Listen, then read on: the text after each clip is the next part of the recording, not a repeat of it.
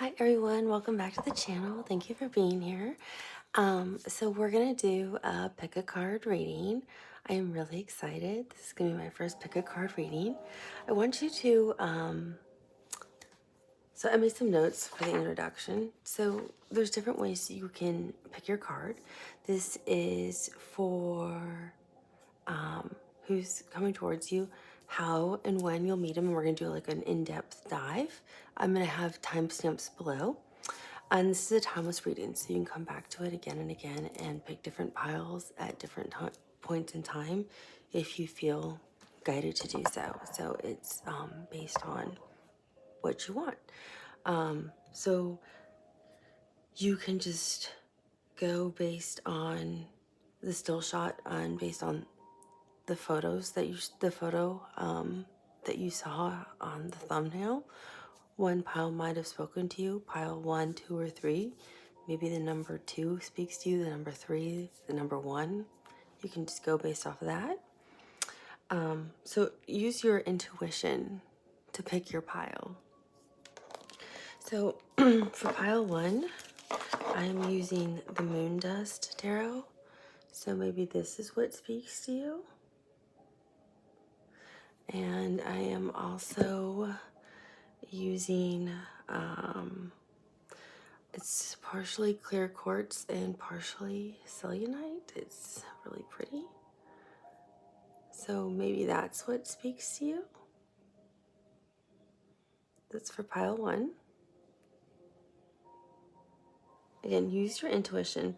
And meaning if, when I say you use your intuition, that first thing that just goes, oh yes, pick that. If 2 really speak to you, then watch 2 different piles because there might be messages for you in those 2 different piles. For pile number 2, I'm using green Aventurine as the crystal.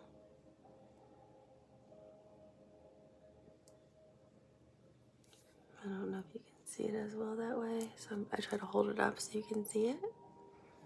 And then I'm using Salvador Dali as the deck. And then for pile number 3, I'm using my new tarot deck I'm like obsessed with. I just absolutely love. I love all 3. These are probably my 3 most favorite tarot decks that I'm using. I just ordered 3 new tarot decks from Europe, so they won't be here till like mid to late February till the 1st of March. But I could already tell just by even looking at the photos, I could already start reading them, so I can't wait for those to arrive. But I have some other pick a card readings I'm going to be doing, and another tarot deck I'm really excited that's arriving tomorrow. And with those I have like, I ordered a couple other things to do, so I can do no contact and for people who are in connections as well. So there's another one coming too. This is the Baroque deck. And I'm using, and this was paired with the rose quartz crystal. So I don't know if it's the crystal that talks to you, one of the decks, or if it's pile 1, 2, or 3. So if you're not sure, just pause, take a moment, close your eyes, think, and then pick the deck that pops into your head. That's all you have to do. You can't go wrong. Okay, so I'll start in a moment with pile 1 and I'll see you soon. Bye. Hello, pile 1, welcome. You picked the Moon Dust Tarot deck and the Clear Quartz and Selenite Crystal. We're gonna look at a few questions, and as you know, I don't lay out traditional tarot spreads, and I also let spirit guide me. So I'm gonna let them guide me like I always do with the readings. But I have a couple questions I want to ask. I want to know, how will you meet this person? What's going to be your initial impression of them? And how will you recognize this person? When will you meet this person? And what will the outcome be with this soulmate connection that you are meeting? So those are my like set questions that I have. Oh no, I also have, what will this person look like? I knew there was another question I had written down. So I want to ask first is, how will you meet this person? So Spirit, how will pile one meet this person? How will pile one meet this person? And then if we're guided, we'll ask other questions. Spirit kind of makes it clear when to ask something and when not to. How will pile one meet this new person, Spirit? How will pile one meet this person? How will pile one meet this person?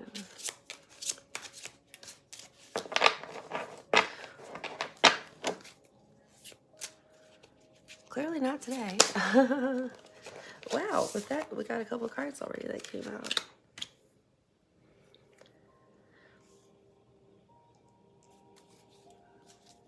Spirit, how will pile one meet this person? How will pile one meet this person? How will pile one meet this person? How will pile one meet this person? How will pile one meet this person? How will pile one meet this person? How will pile one meet this person?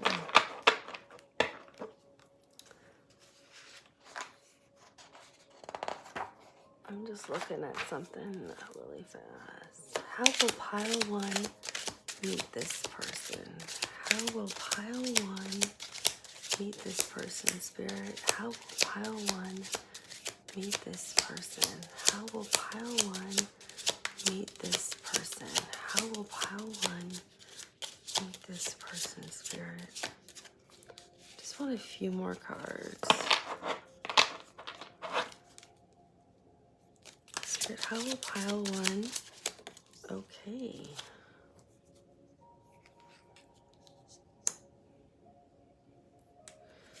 Are there any other cards for us, Spirit, on how pile one will meet this person?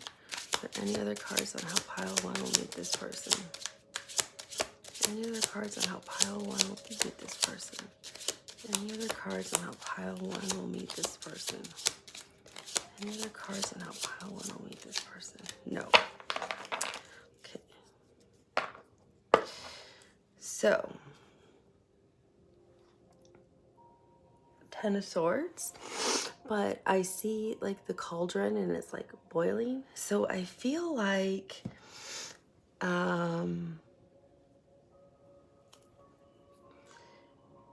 you know what? Let me get what this other person's overall, ask what this other person's overall energy is when you encounter them. What's this other person's overall energy when pile one first encounters them? What's this person's energy when pile one encounters them? What's this person's overall energy when pile one first meets them? Okay. I think I need to shuffle these for a second. Because I think I need to know what their energy is, because I'm getting already a sense of like a situation happening. Not like, because you don't know this person. This is somebody you obviously don't know, because it's somebody who's coming towards you.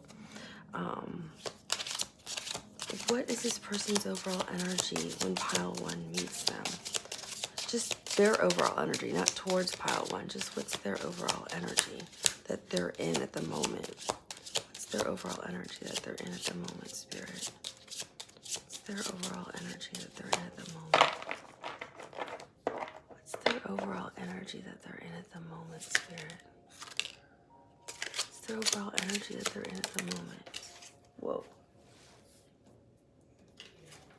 That's what I was thinking. Okay, what's their overall energy that they're in at the moment? What's their overall energy that they're in at the moment, Spirit? What's their overall energy they're in at the moment?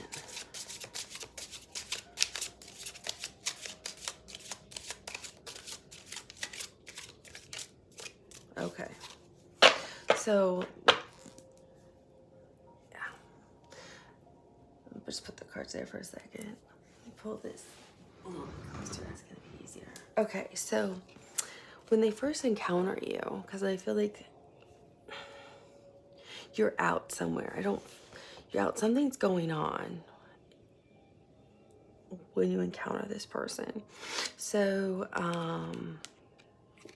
they're in a Page of Swords energy. Like they want to say something, like to you, it feels like. And Page of Swords is air energy. I don't believe it's an individual. It's not an individual sign. So it's air. It's Gemini, Aries, and Libra. But look, like they have their wings, like they're ready to fly to communicate something. But see how this person's like sitting down, like they're half getting up? It's like they're halfway over to communicate something to you, but they haven't fully moved in your direction yet. So they're in movement toward you when you encounter them. Because they're coming out of this is the Four of Swords. So they're coming out of a time of rest and recovery. That's what their energy is, their current energy. It's not towards you, it's just what their overall arching energy is. So I don't know what they're recovering from. They could be recovering from broken heart. They could be recovering from having been sick. They could be recovering from grief, loss of a loved one, loss of an animal even, recovering from like a really, there's a lot of people who are, I can't think of the word, CPAs and like tax attorneys, and it's tax season right now, and a lot of taxes are due by April. So in the United States, I don't know where they are everywhere else in the world, but they could be exhausted, meaning I'm using that as an example because at work, big projects are due for a lot of places, so you work so many more hours. They could, like for example too, like if you're a physician or like an ER doctor, sometimes you're supposed to work like a 12-hour shift. Maybe it was like a really rough day in the ER and they are just so exhausted and so drained. They just are coming off a really long shift in the ER. They could be a nurse coming off a really long shift in the ER, a 12-hour shift. And maybe it's the end of like 3 days in a row of working 12-hour shifts and they're totally exhausted. And they just, because I feel like this is a need to recover. They need rest and recovery is what it feels like. They need a timeout. Like they're exhausted is what I'm getting from this actually. That's why they can't get up and move as fast as they want to say something. I'm actually getting, they want to communicate. They need time to rest and recover. So it's interesting. That's what I'm getting from this is they actually like, not like, oh, I need to take a time out, and recover, and I need, 4 weeks to myself, or I need 3 weeks. It's like, it's one of those times like you just need like a day on the couch to chill out and like veg out and watch TV and just let your body just relax. Maybe they had gone on like a long hike. Maybe they run marathons and like ran a marathon or did a long run or something. Maybe they did like a 16-mile run and their body's just tired. But I feel like they need a moment to recover. They're either mentally or physically exhausted from something or recovering from something that's sad. And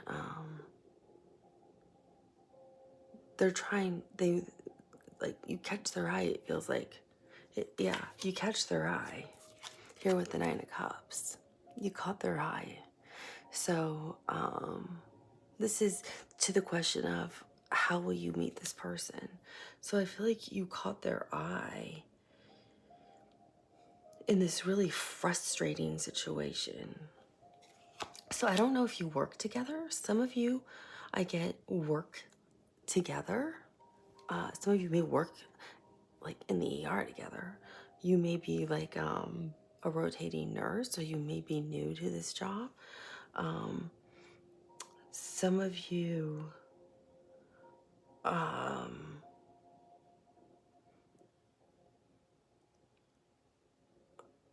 like it's like it's like you joined like a running group or something, or joined some kind of group, like a cycling group, or a group who likes to go on hikes, or a group that likes to do things, or a group that likes to play golf or tennis. And like I'm getting, for some of you, like the weather was great and you were out and you're like on your long run, or on like a long bike ride, or on this big long hike, or you're out golfing and you're halfway through the course, or you've been playing tennis and then it's like the weather turns bad. But whatever you're doing, you're like halfway through it and the weather goes bad. So you're frustrated, but this person noticed you right away. It's like you're new to the group, or maybe this person's new to the group. Whatever it is, it's like the first time you guys are seeing each other, because they're instantly attracted to you and you caught their eye. And this is Jupiter energy, which is expansion, good luck, fortune. This is Jupiter in Pisces, and Pisces is also love, romance. Like Pisces is that one who wants to write you the love poems. That's what Pisces is all about. But this is good luck, good fortune, abundance, good things. It's also travel. So you like, that's why I feel like some of you could have like be out like hiking somewhere, running somewhere, riding your bike somewhere, halfway through like the golf course, and now you're like in the middle of this like massive thunderstorm or something, and you got downpoured on, or it's just like raining really hard, and it's just like, are you kidding me? This is just like ruining my day. Or you're it's like also see a line of people.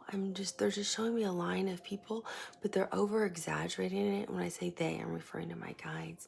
They're over exaggerating this line of people to make a point of it being a line. They're showing it like a line of people like around the world. So I know that's not really what it is, but it's almost like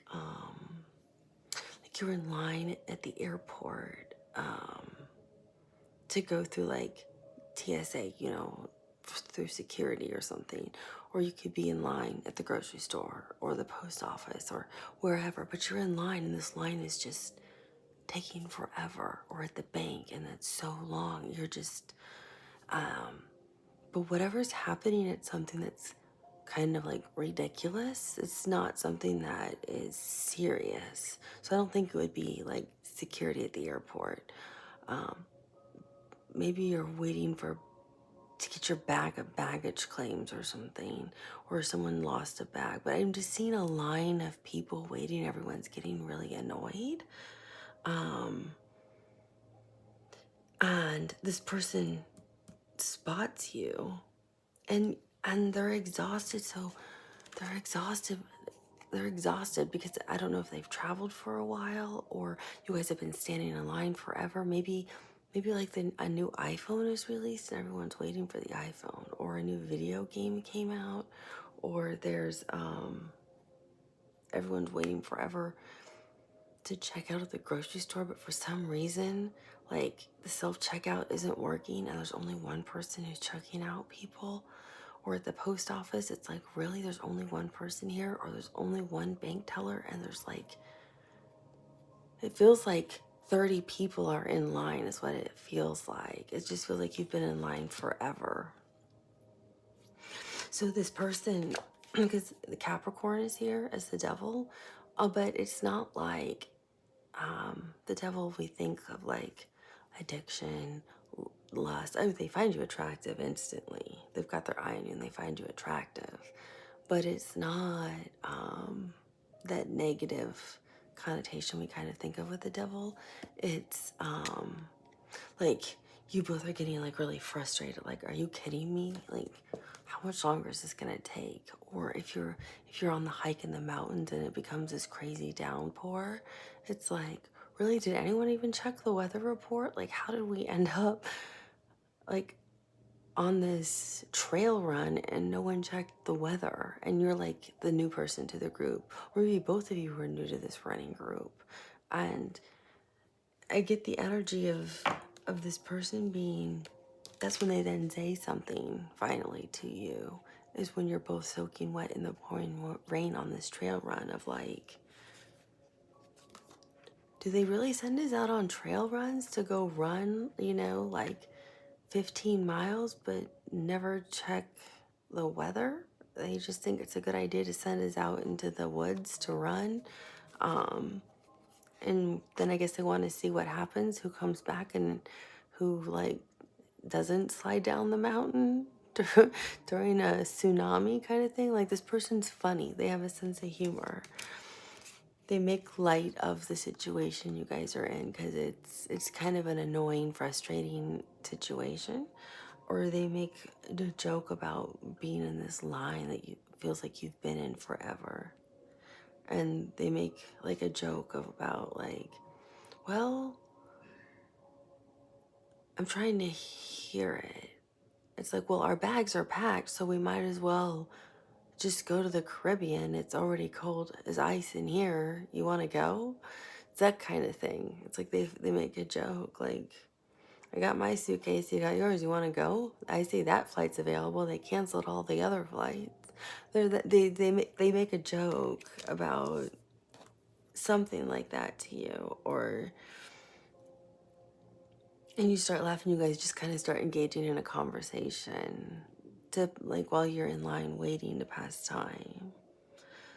So I feel like you guys meet under an unusual situation where you're both doing something I feel like you like. So either you're trying to travel somewhere, maybe you're trying to pick someone up, maybe you're both sharing. I'm getting also some of you are actually sharing Lyft or sharing Uber, and you end up in this like traffic and you can't get to where you need to be on time. And the person's like, well, at this point we're both late and we're never going to make our appointments, so we might as well just get a drink, or we might as well just get dinner, or we might as well do this. And so it's that kind of energy. It's like someone who's like, let's just make the best of the situation, have some fun, because they found you attractive instantly. They were immediately drawn to you. So the devil energy is attraction to you, but it's also like they're annoyed and they're making fun of the situation. Like, this is really annoying, isn't it? This is really bad. So making light of the situation that you guys are both stuck in. And then you have the Six of Wands. So this is how you're meeting them. And then you have the Six of Wands, and the Six of Wands is Jupiter in Leo. So again, you have Jupiter energy, luck, abundance, travel, good fortune, and Leo energy, which is the sun. And Leo also rules our heart space. Leo rules the 5th house, which is creativity. So I feel like they have a good sense of humor. Like, they're creative, they're quick-witted, they're funny. So Leo ruling the 5th house is that instant spark with somebody. It's that when it comes to love, it's not the long-lasting partnerships. It's that instant, oh wow, they're really attractive. That person's really, really handsome, or oh my goodness, she's so beautiful, or she's really alluring, really sexy. Like, she's just my type. It's that kind of energy with Leo. It's that kind of spark and attraction. It's that physical attraction that you immediately get with somebody. That's what the 5th house is with Leo.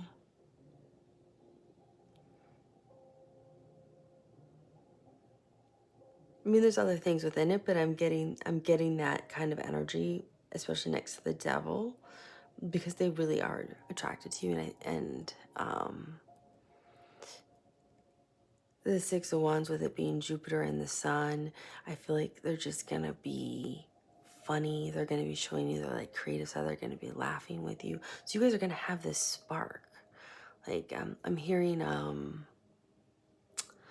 somebody, you know, it's like a book of matches, and you know how you can hear like how a match lights, like that initial sound. So it's like I hear a spark lighting between the two of you when you meet.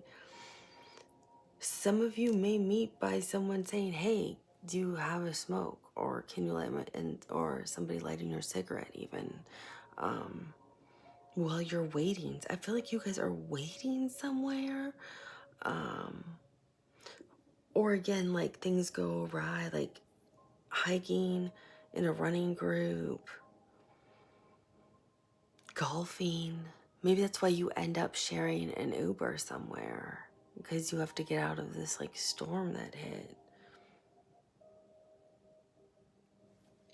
And then you end up with the Two of Swords upside down when you meet them.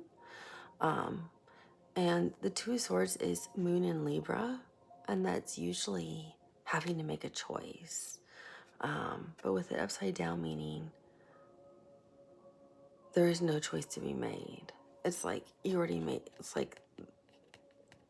almost like you already made the decision instantly with your intuition, is what I'm hearing. Because this could be like the moon right here. And it's like yes, no kind of thing. But it feels like you're not fearful with this person. I feel like there's that instant spark, and you are looking for someone, and you have some kind, so you have an instant rapport with this person, an instant connection, instant laughter, jokes, wherever you're stuck in this situation. And I feel like some of you are stuck in, like, that's why I'm telling so many stories, because for pile number one, you guys are all stuck in different stories. So pile one, some of you are stuck in line somewhere. I feel like some of you are literally stuck like at an airport, or trying to board a cruise line or get off a cruise ship. I feel like some of you are out doing something physical and like weather interrupts. Some of you I feel like are sharing a ride. Some of you I feel like it is like a work situation. Maybe you're the client and they are helping you. But it's like this like instant connection. It's just like this instant spark where you're both really attracted to each other. But there's some kind of like delay. Like, I don't know if it's just bad weather and like the electricity goes out. If you're meeting them like in a, like if you're the client going to them to help you with taxes or something, and electricity goes out, or they're helping you with some kind of like legal, I'm getting like they're an attorney and they're helping you with like legal paperwork or something. Or they're reviewing a contract for you to sign for like a new job, or signing paperwork for a home. But it's like there's a storm and the electricity goes out, or you're stuck in an elevator and the elevators gets stuck, and it's just the two of you because of the power. So you guys have to start talking. It's that kind of thing. But it's like this instant, like the moment you got on the elevator, you're like, oh, who's that? And they immediately thought, oh, who's that? How do I talk to them? And it's divine intervention. That's how you guys get stuck together, is what it feels like. You guys get stuck together. So with this Two of Swords energy, you're listening to your intuition because you're stuck with them. So it's not like I don't have to make a choice. Like, how do I figure this out? The divine's already helping you with this, so you can keep this conversation going. I want to know, because I was going to ask a different question first. But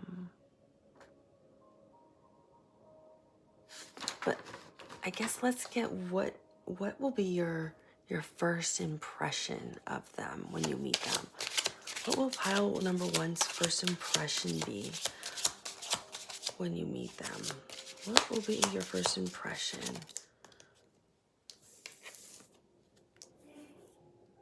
Okay, the King of Pentacles. What will pile number one's first impression be? What will pile number one's first impression be? What will pile number one's first impression be? Pile number one's first impression be? Pile number one's first impression be? What will pile number one's first impression be? Pile number one's first impression be? What will pile number one's first impression be? What will pile number one's first impression be? What will pile number one's first impression be?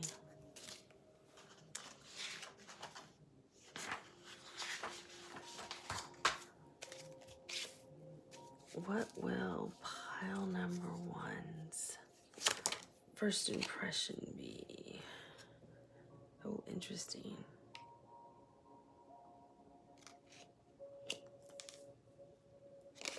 What will pile number one's first impression be? What will pile number one's first impression be? Okay.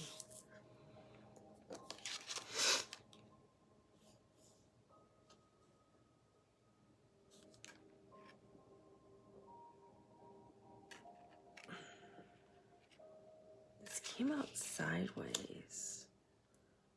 One of them came out sideways. Okay, so your first impression of them,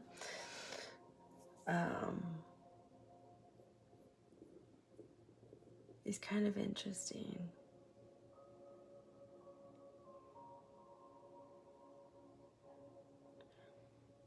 So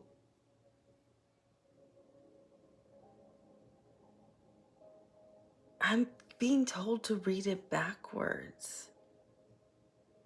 So I'm going to start over here and go the other way because that's what I'm being told how to read it.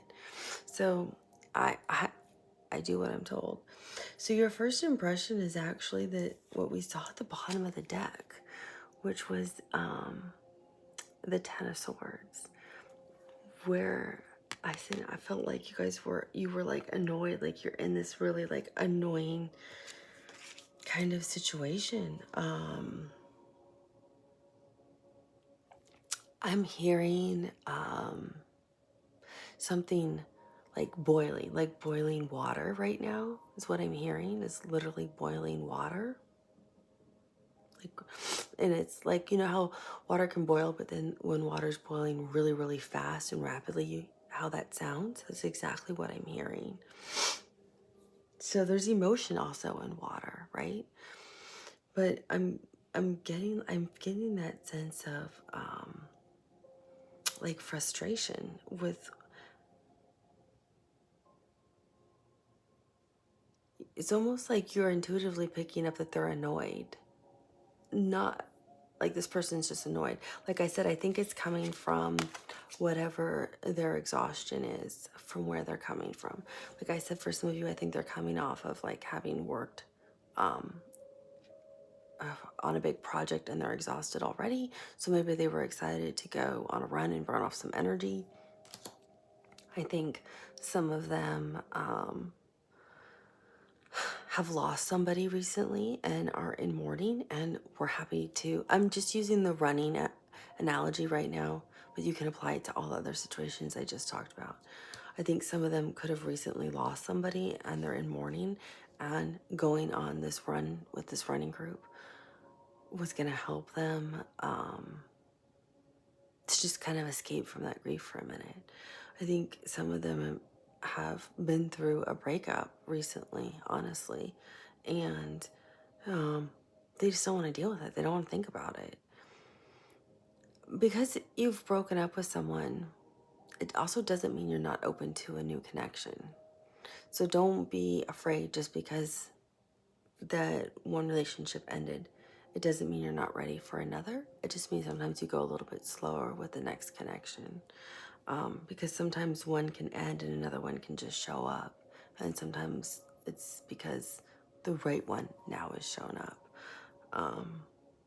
So I feel like you are feeling their frustration, their energy, especially with whatever the situation is. If it's the weather that goes bad, if it's when the electricity goes out, all of that. But I feel like when your presence is right more around them, it shifts. It goes literally from the Ten of Swords, and you can start to see it shifting. I'm going to flip it so you can see how I see it on my side. So you can see how, because it was like deciding, does it go upside down? It was trying to be like, do I do this or this? And this is the Seven of Swords, which is Moon in Aquarius. Ten of Swords is something in Gemini. I can't remember. Sun in Gemini.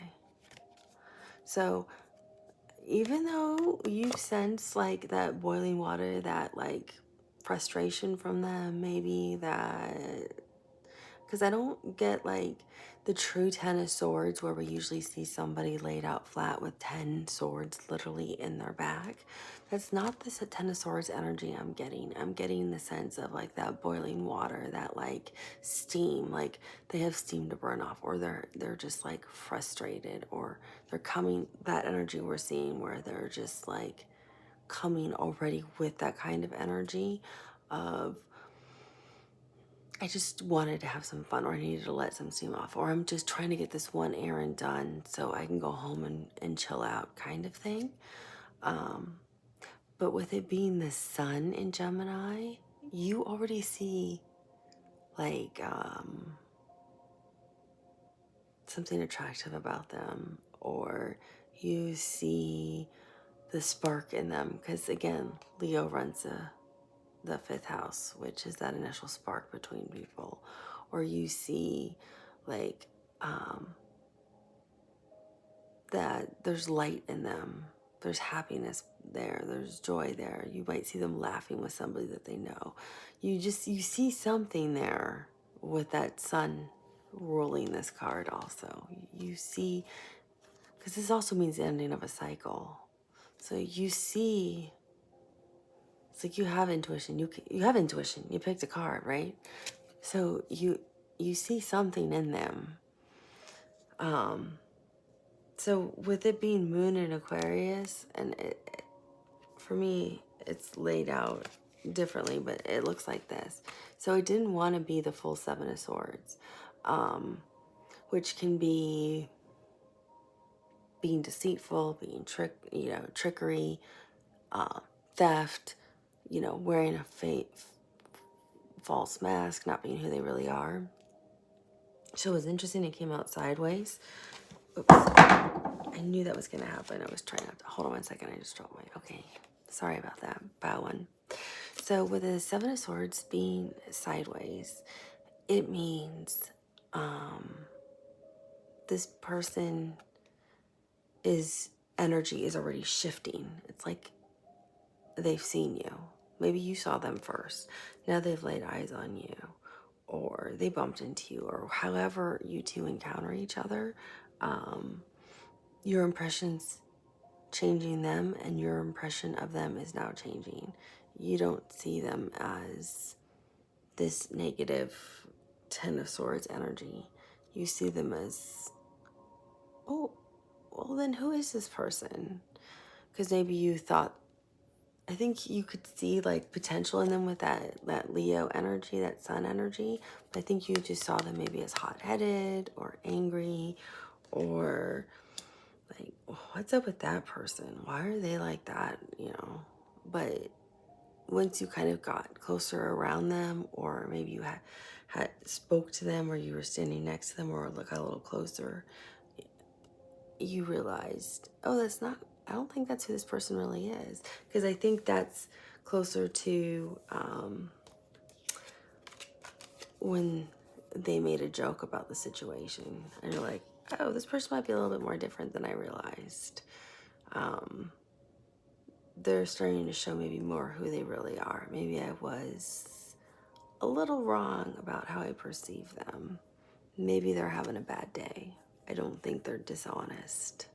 I think they're having a bad day, maybe, because look what's just happened. Look where we are, kind of thing. So your perception of them is actually changing right in front of you when you meet them. And it's interesting because this heart is pointing towards the next card, which is the Three of Wands. Sun. Again, Sun in Aries, which is also our North Node. So the Sun in Aries and the Three of Wands tells me you're very attracted to this person. You see potential, I feel, as your encounter with them continues on.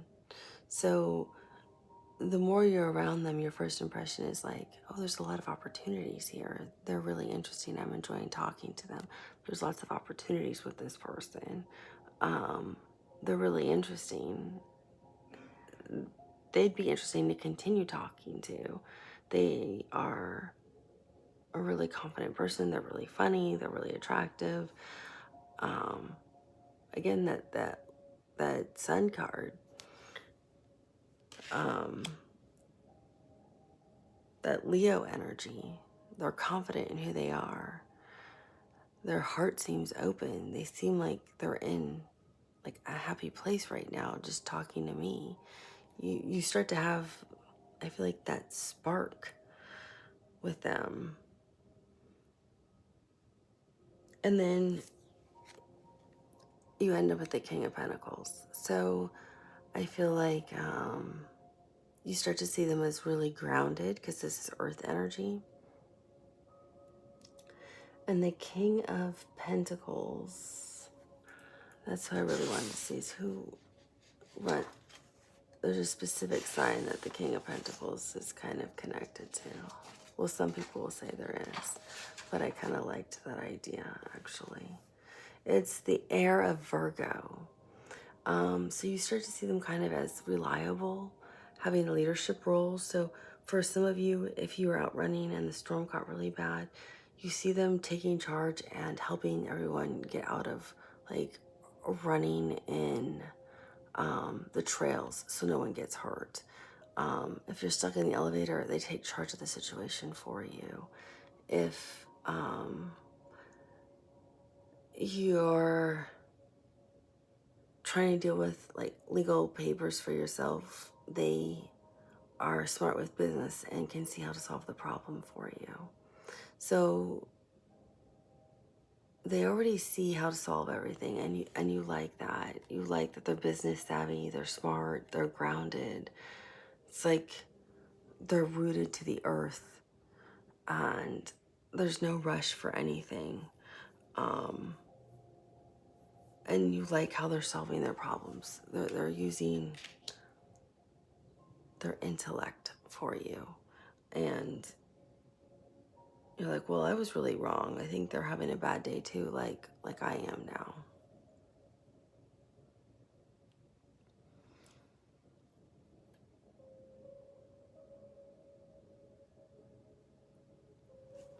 It's getting really hot in here. 1 second, I have to turn down the heater. I have to pause it. I feel like that's what's going to be happening. You're going to get like flushed with them, or like my face is on fire. You're going to get like real flushed with this person.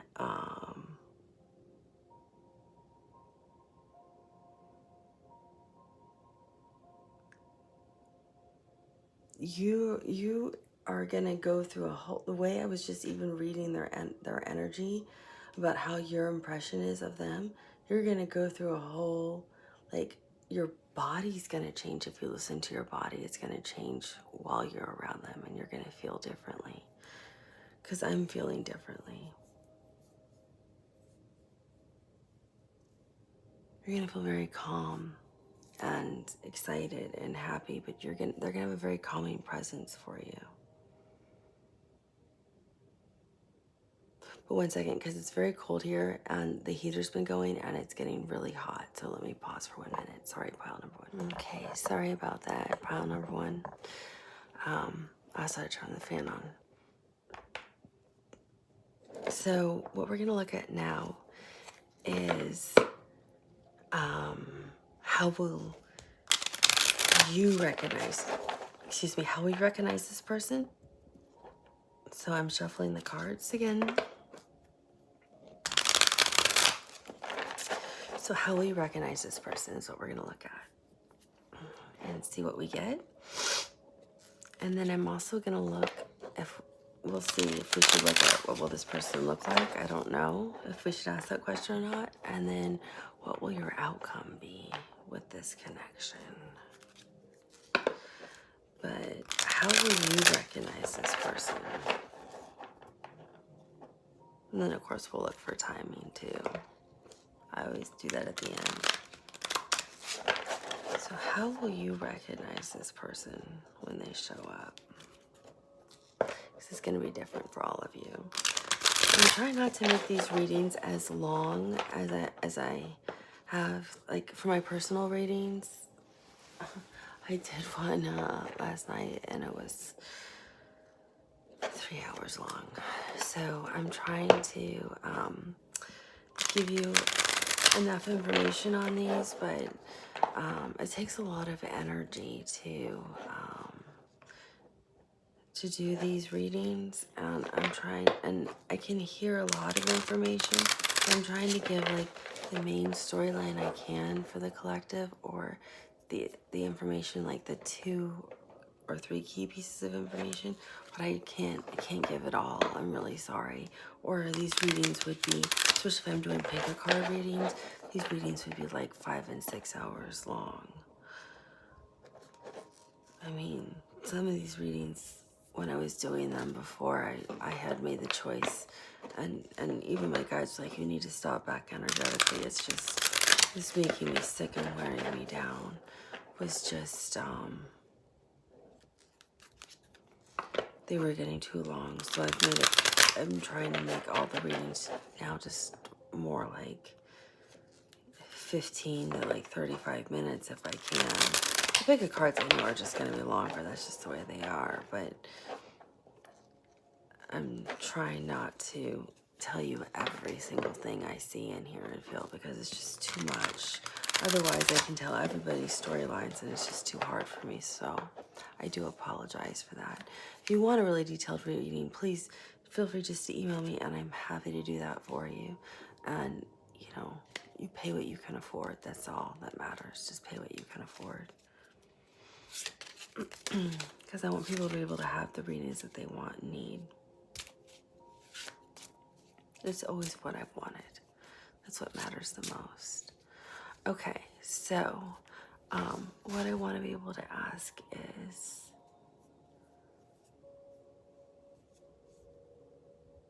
we already asked, how will you meet this person? What will be your first impression? What's their energy gonna be like? I want to know. This is for pile 1. Like, how will you recognize this person? Spirit, how will pile 1 recognize this person? How will pile 1 recognize this person? How will pile 1 recognize this person? How will pile 1 recognize this person? How will pile 1 recognize this person? How will pile 1 recognize this person? I'm hearing the name Adam, the name Khalid, the name David, David, Evan, Roberto, Calvin, Alan,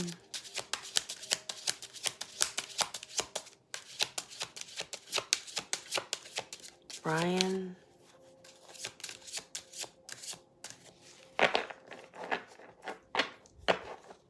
I have no idea. I'm just saying names that I'm hearing. Annalise,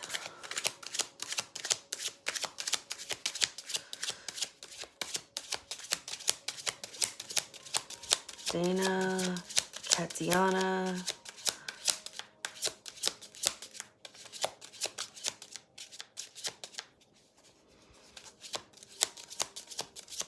Elise, Elizabeth,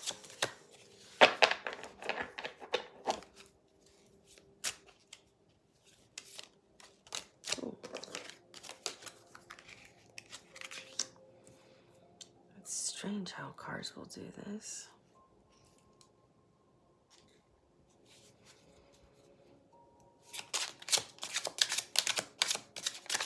I'm hearing oui, madame.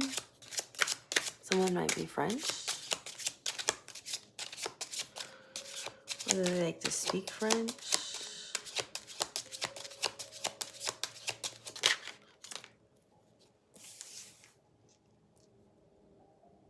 feel like they're silly and goofy. They like make really foolish jokes, like really like childish, like you're like cheesy jokes. That's the word.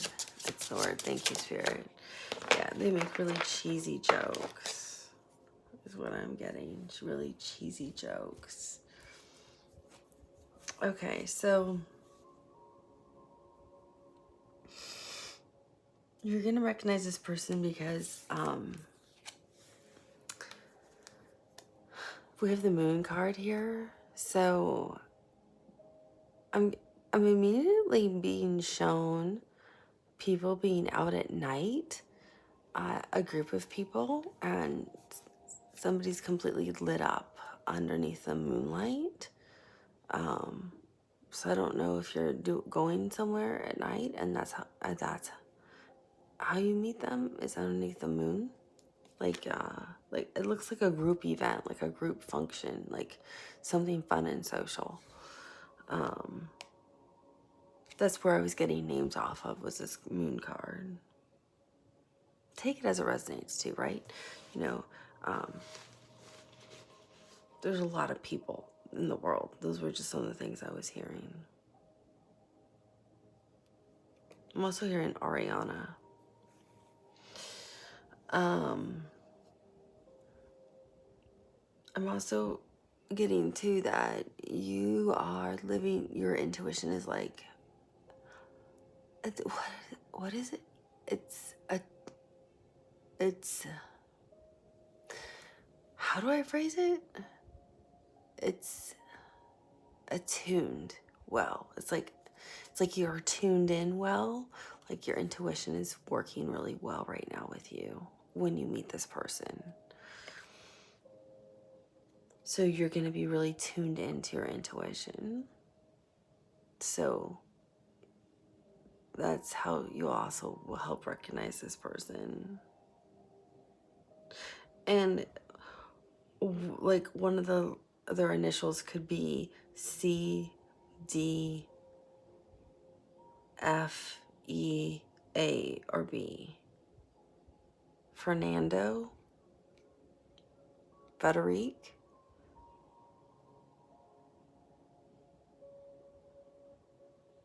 Francis.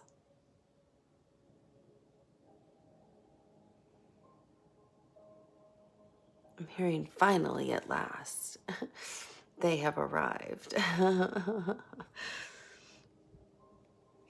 But it's not the emotion and it's not the fear, it's your intuition. And I'm still being shown moonlight. So it's gotta be like, I'm assuming like close to full moon time, a full moon, or the moon is out but other lights are on for some of you. Because for some of you I'm seeing like moonlight. So maybe you're doing something in the evening and that's how you meet this person. And then of course, moon in Aquarius, 7 swords shows up. So you're gonna recognize this person because I feel like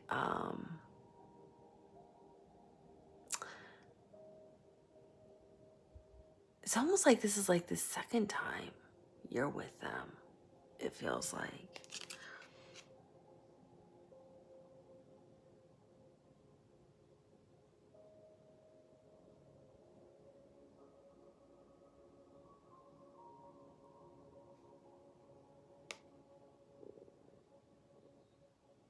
But Aquarius rules the 11th house, and that's all about humanity, mankind. It's also about being social, being in social groups. So that's why I think you're gonna be like with a social group doing something social, and that's how you meet. I still think something frustrating is gonna happen.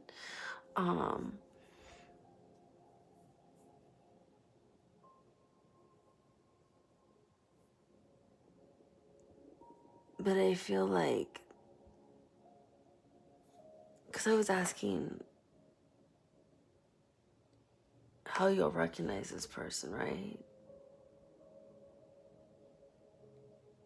yeah, how you'll recognize this person. I mean, they could be an Aquarius, but it's more, I mean, you could meet on social media, but usually it's like working, like for activist things. You could be part of like, like a social club you joined.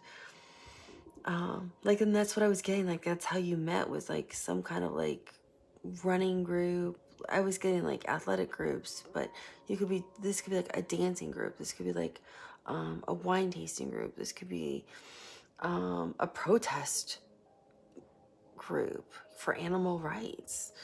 But I really, it's all about what's in the best for humanity, what's the best for mankind, what's best to improve our community, what's best to improve our world. That's what the 11th house is for Aquarius. And I feel like, because the heart here is like what's best, I'm not getting true Seven Swords energy, and again moon energy, but I'm getting that 11th house energy. So I feel like you're gonna recognize this person because you guys are gonna be part of that same like social activist or same social club. Or the moon is important. I do think this person is going to be hiding something, like one of their fears from you. But I mean, that's normal, because when you first meet somebody, it's not like, hey, here's the things I'm afraid of in terms of love. I mean, people don't just broadcast that. But I don't feel like they're hiding deep, dark, dangerous secrets from you. Pile number one. And then, again, moon in Libra. So the moon is really significant here. But what was interesting was how you will meet. We kept seeing the sun with Leo. So it's like yin and yang. It's soulmate, if you think about it. So this is Two of Swords. This is having to make a decision. And this is having to make a decision based on your intuition and what you feel is the right thing. Because it's traditionally represented with a woman blindfolded with swords crossed, and she doesn't know which way to go. She just has to listen to her intuition.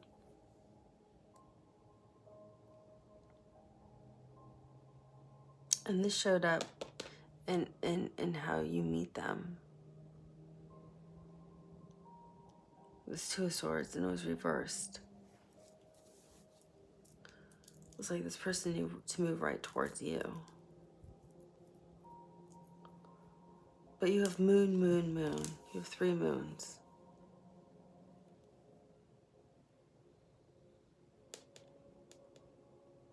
And Libra rules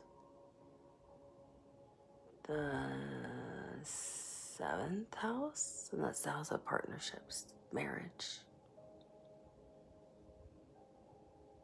Which is interesting, because when we think about pile number one, how you first meet them, like the opportunity that presents itself, we saw a lot of Leo energy there. And that Leo energy is all about the 5th house, which is the spark. And that spark is that love that first like attracts you to someone to get you to the 7th house for a partnership, for marriage, for commitment. So it's really interesting. You have yin and yang with the sun and the moon, and then you have the spark with the partnership with that 5th house to then take you to the 7th house for partnerships.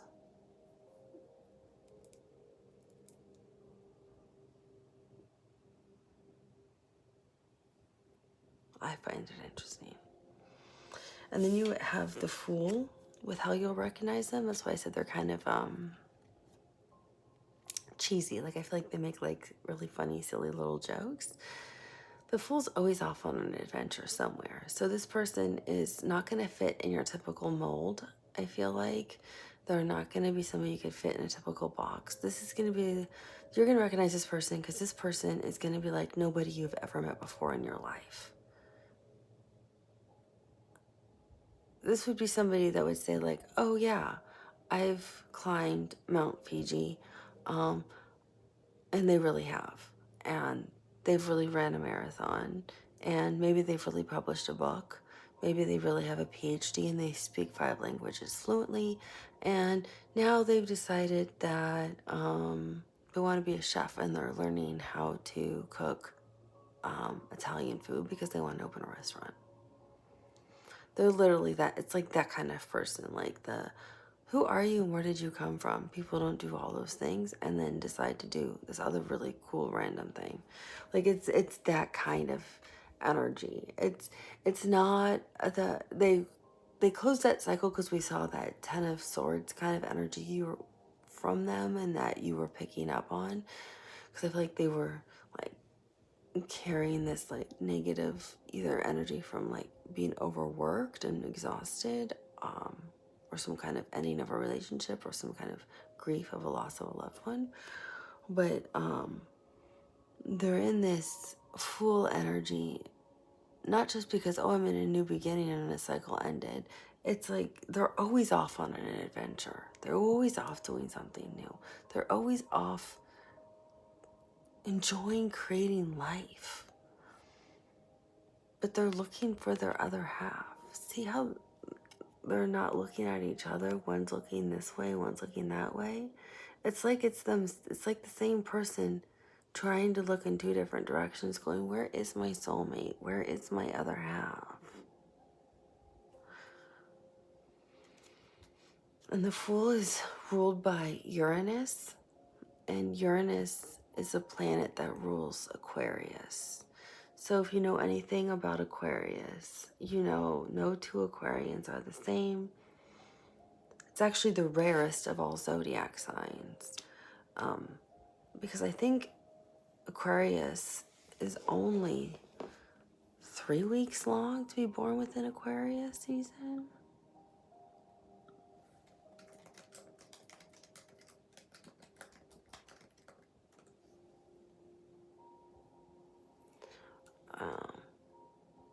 How many?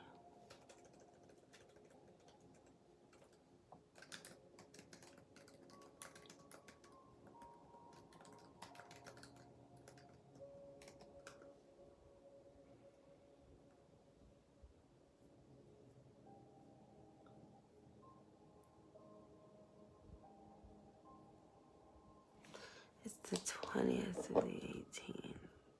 Let me just quickly look at this. So it's 1, 2. Oh, it's easier if I do it this way. 1 week.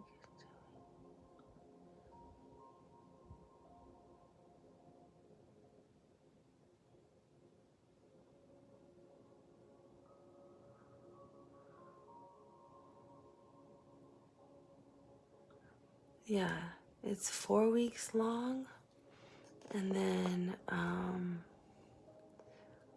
because I know it's the shortest out of all of them.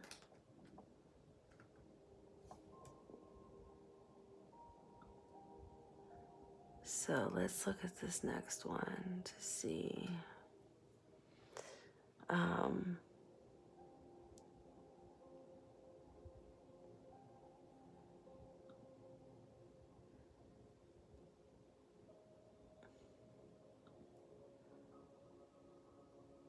Okay.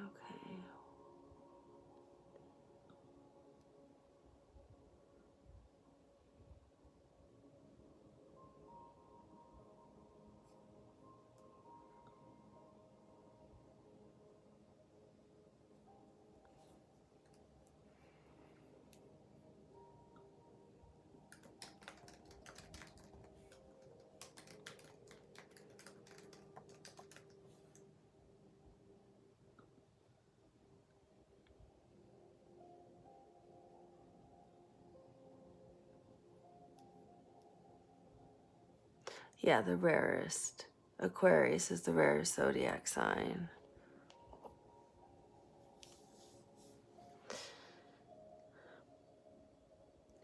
I'm like, let me just look up what's the rarest zodiac sign.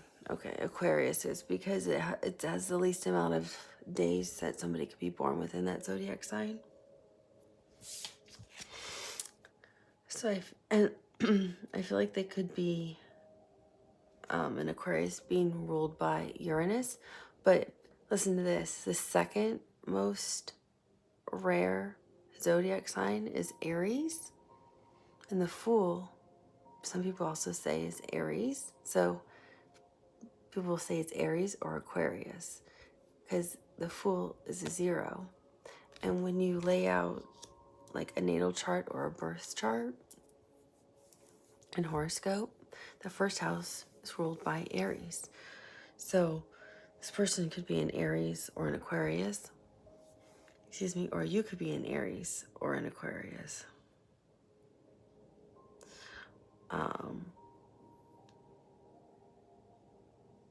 But with Uranus being the ruling planet, that just, if you just read about like what is an Aquarius, it's completely unique. It's the most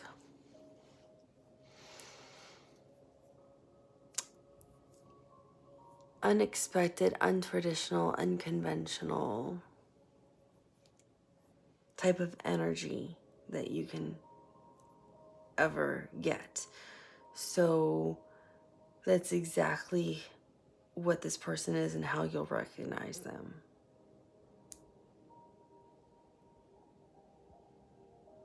They will be, if they're a more mature person, they'll be their authentic selves, and an authentic Aquarian you cannot miss. But definitely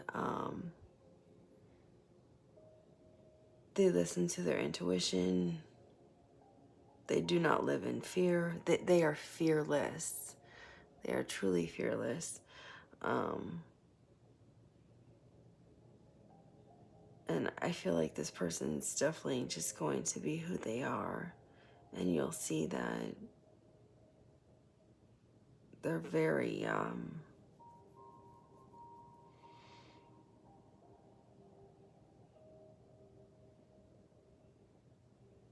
I'm hearing there is no mold. There's no mold for this person, no box, nothing to describe or put this person in pile number 1. That's how you'll know who this person is. That's how you'll recognize them, because you can't categorize them into anything.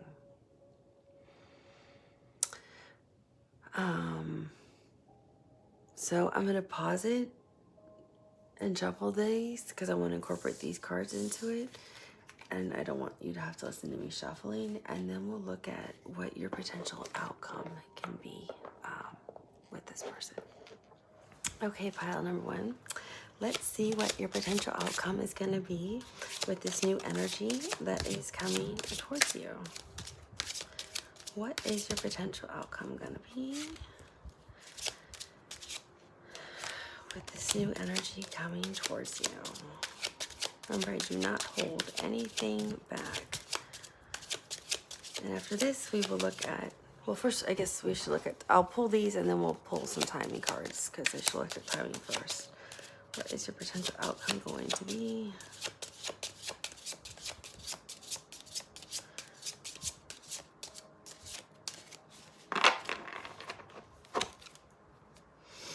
What is your potential outcome going to be with this new energy that is coming towards you, pile number 1? What is your potential outcome going to be with this new energy that is coming towards you, pile number 1? What is your potential outcome going to be with this new energy that is coming towards you, pile number 1? What is your potential outcome going to be?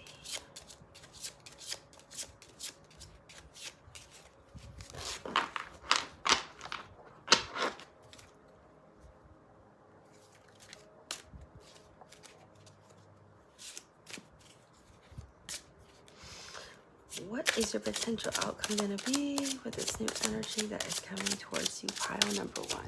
What is your potential outcome going to be with this new energy that is coming towards you? Pile number one. What is your potential outcome going to be with this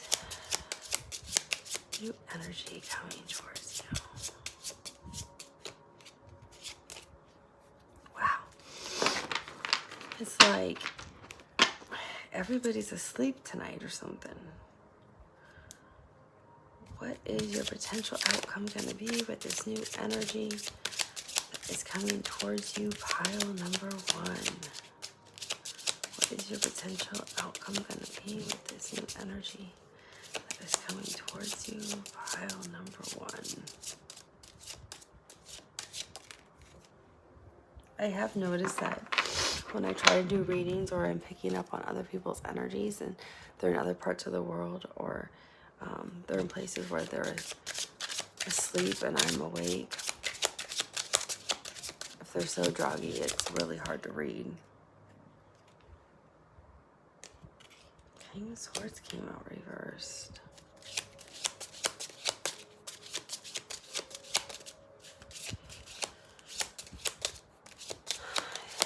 That's air and Gemini.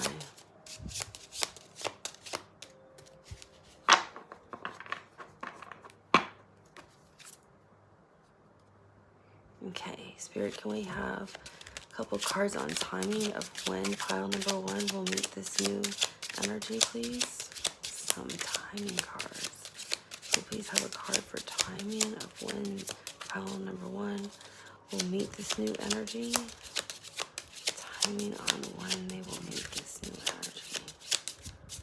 Timing on when they will meet this new energy.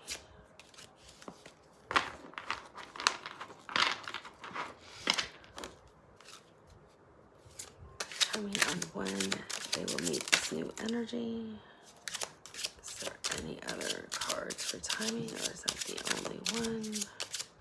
Timing on when they will meet this new energy. Timing on when they will meet this new energy. I already have the timing on it.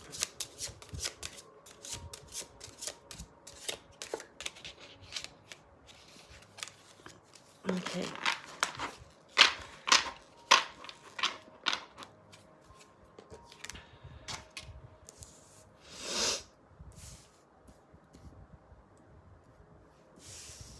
And I want to look for one card because I feel like the outcome is different for some of you, because I'm hearing two different storylines. So I'm going to tell both. But I need one card.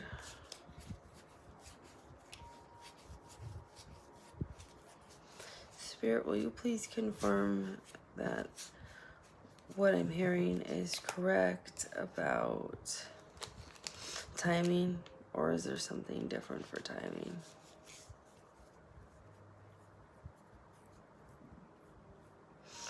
Okay, I'm getting timing is definitely correct.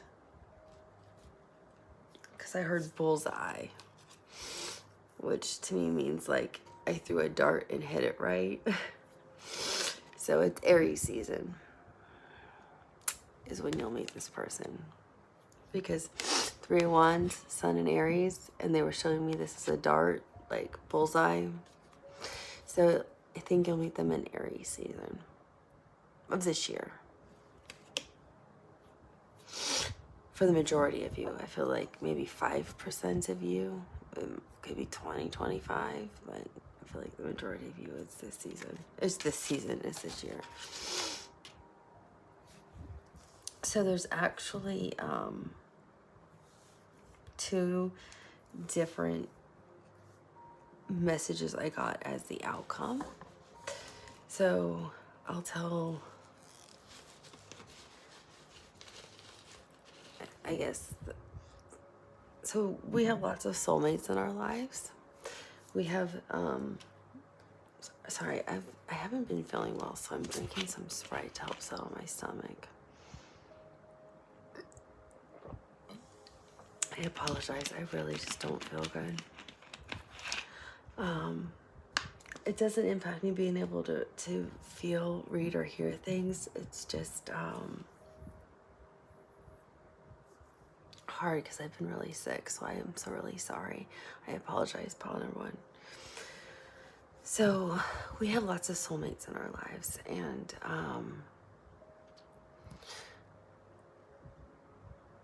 there isn't just one soulmate. We don't have just one person. There's never just one person for us, or only one person we're supposed to be with or love.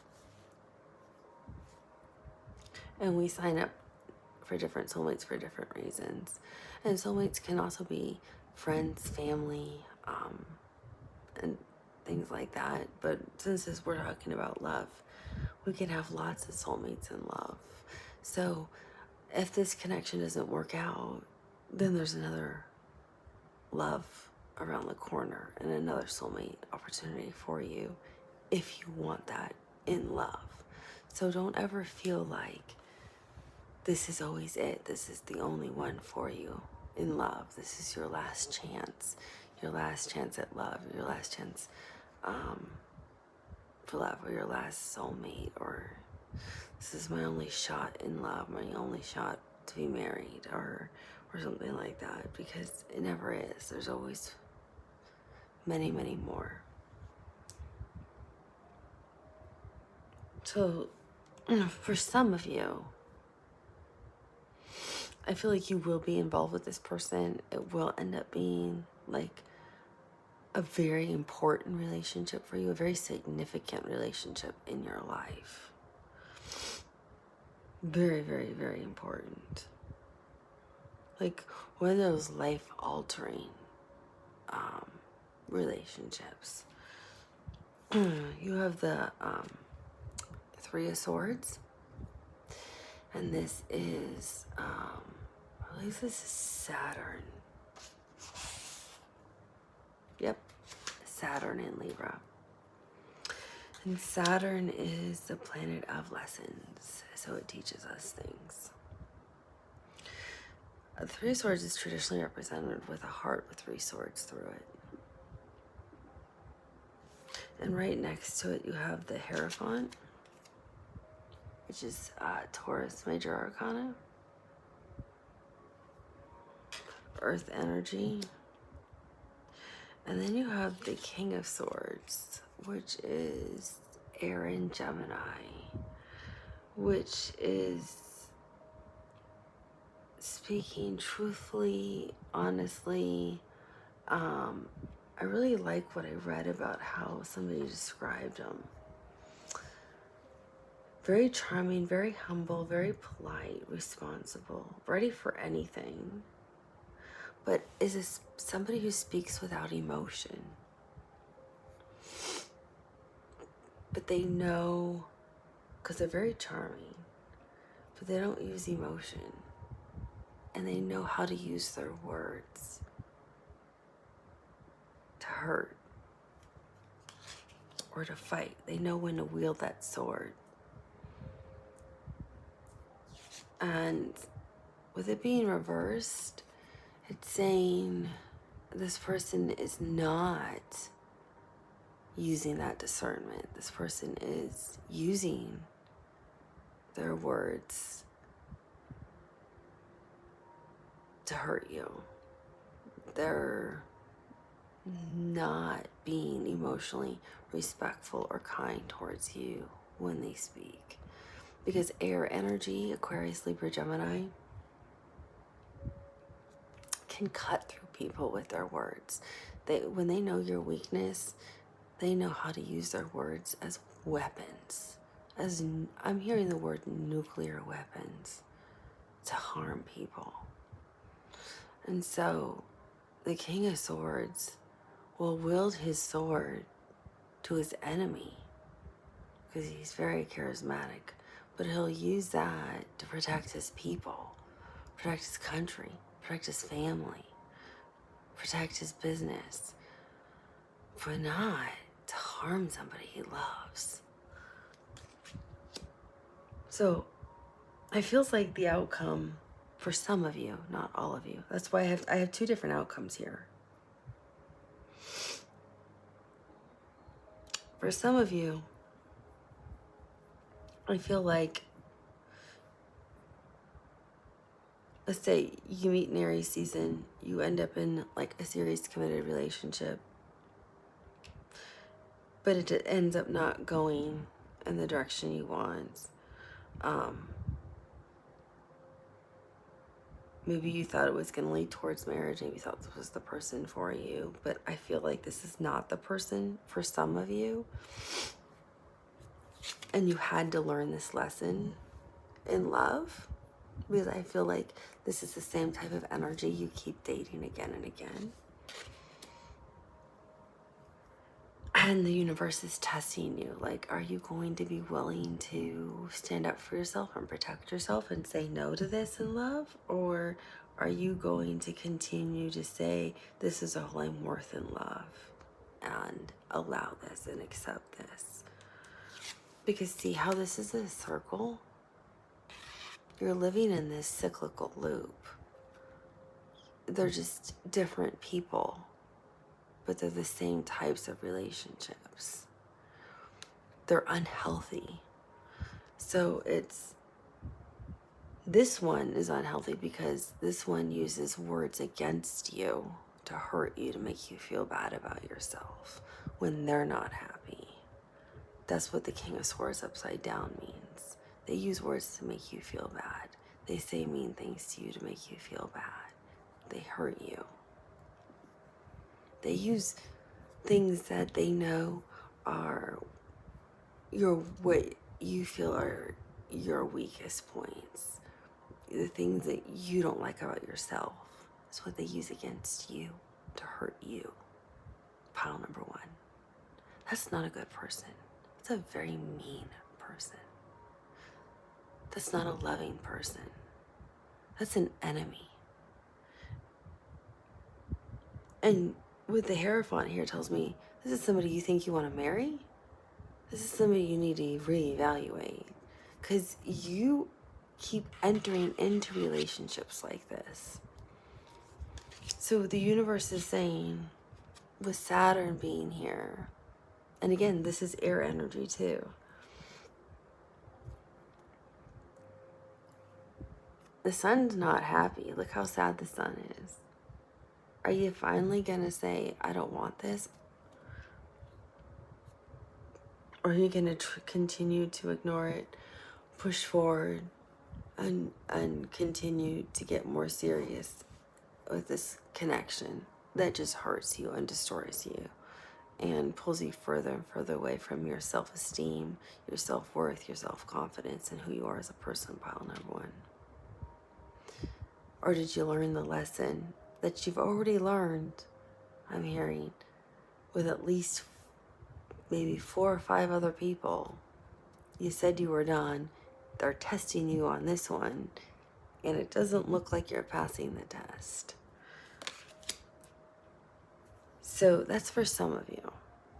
You have to decide, is this what you want or not in love? I don't think it's very healthy, but it's for you to decide. It's your life, free will. For others of you, you have a completely different thing as an outcome.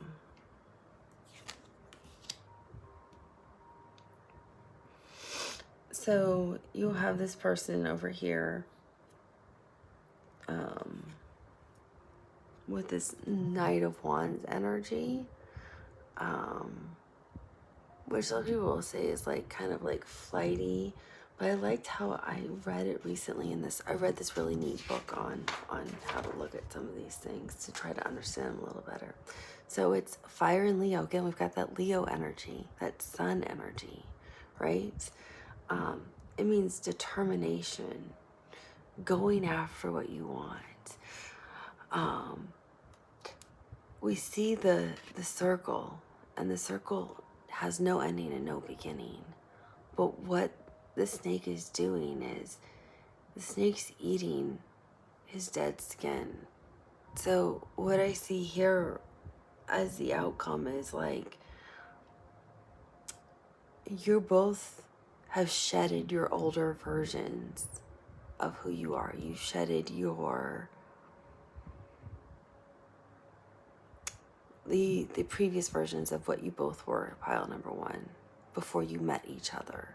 And you both vibrationally raised your vibrations together in unison, is what I'm hearing.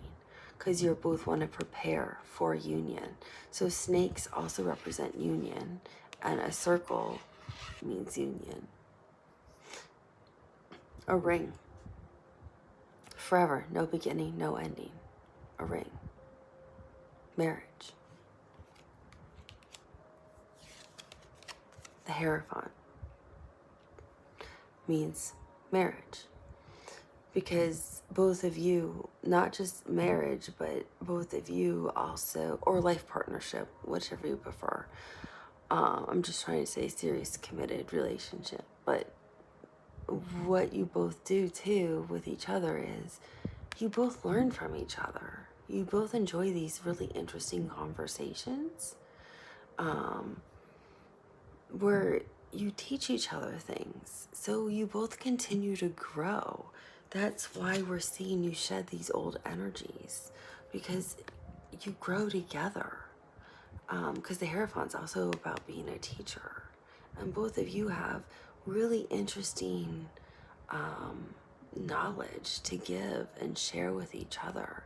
So you both are growing together in this connection and shedding these older versions of yourselves to become better versions together, because you both want to be together, and you're growing this connection to become stronger and more loving and more stable, because you want to be in a union together, but you also enjoy how you teach each other interesting things.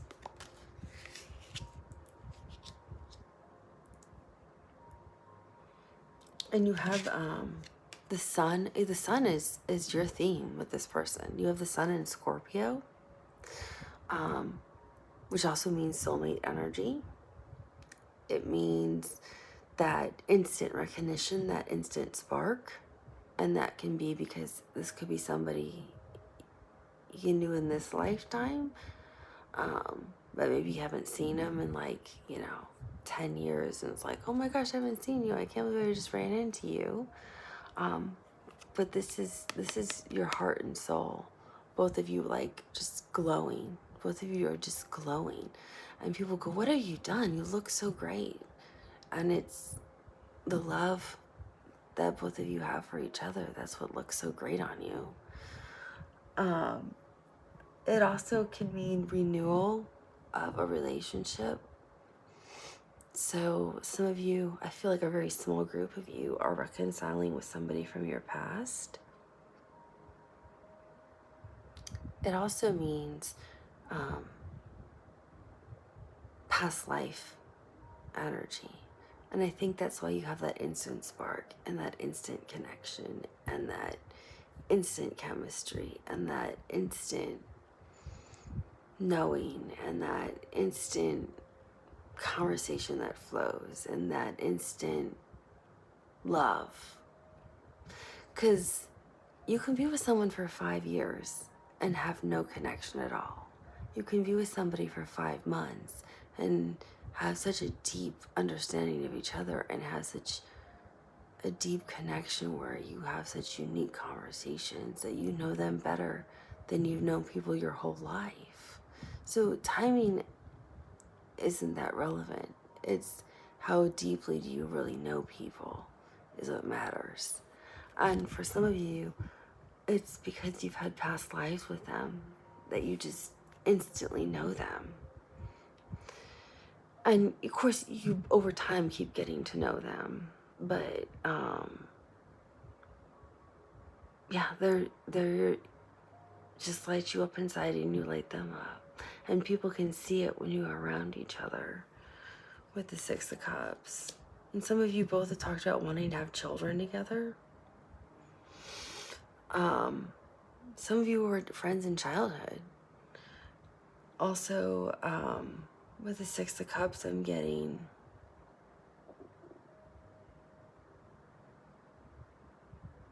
Some of them are going to propose. You're the one and only, and you'll be engaged the same year.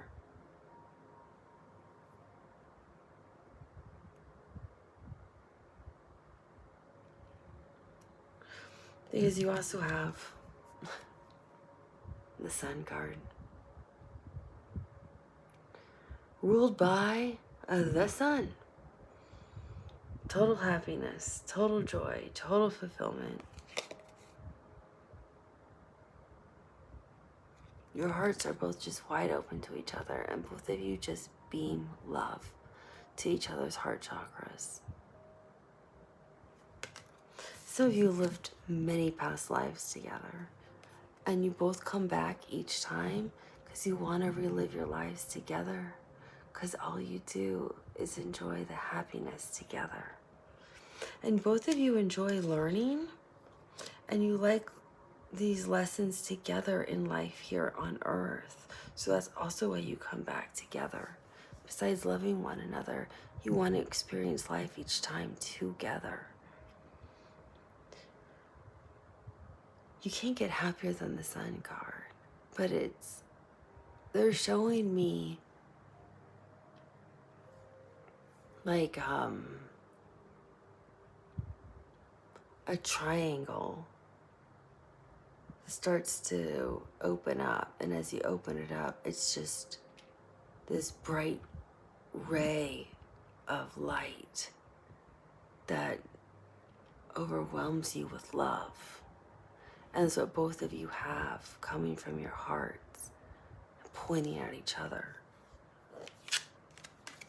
from the Sun. So that's the outcome for those of you that are in a connection where you're not using words to intentionally hurt each other. So for a lot of you, it is truly your soulmate in pile 1. You just have to be able to discern, is this a lesson I'm learning, or is this someone who's actually really hurting me with words and trying to make me feel bad about myself? And you already know. Just be honest with yourself. If it isn't the right person for you, watch a different video. See who else who is coming for you then in love. Because there's always love to be had, and there's always somebody new for you. It's just, are you strong enough to walk away? And are you ready to walk away? Because no one deserves to be treated less than.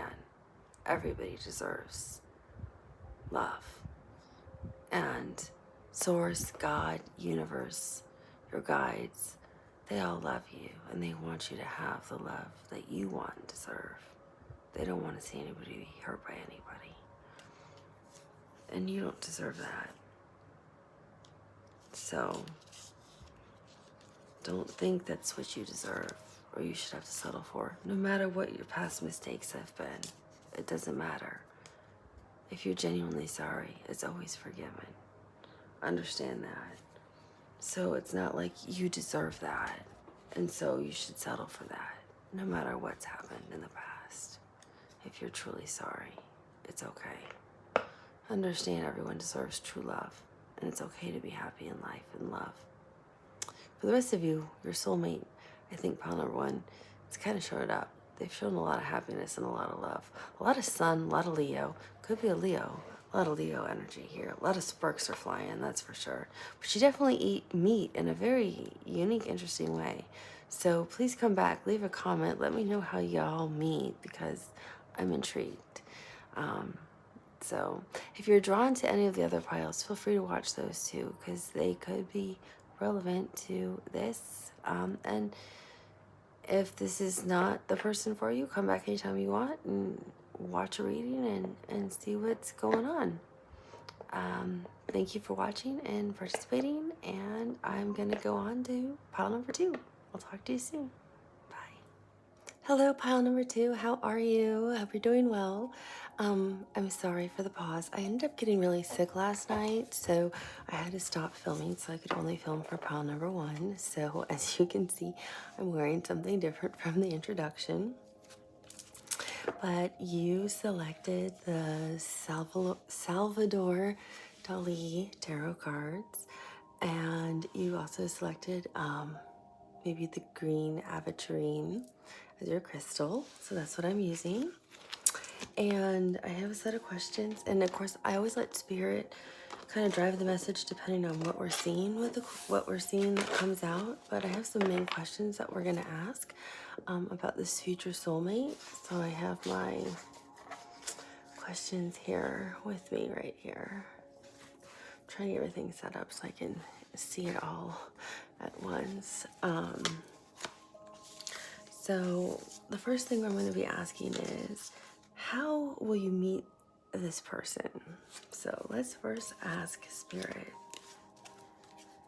how will pile number 2 meet this person? How is pile number 2 going to meet their new person, Spirit? How is pile number 2 going to meet their person?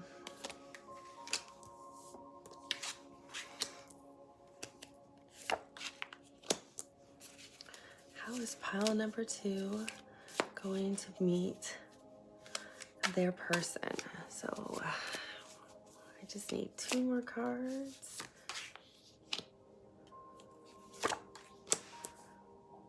Okay, and Spirit, I did the same thing with pile number 1 because it was helpful to also see what kind of energy this person's going to be in when you meet them. So Spirit, okay, though, that definitely wants to come out. Okay, wow, this person's in some big energy when you meet them. So I went over the energy first. So I'm trying to follow kind of how I do pile number 1. For you, pile number 2. And none of the cards are alike. So I wouldn't, so far I don't say, if the cards were very similar, I'd say, oh, you should watch pile number 1 if you were drawn to it. Again, though, always follow your intuition. If you were drawn to pile number 1, watch pile 1.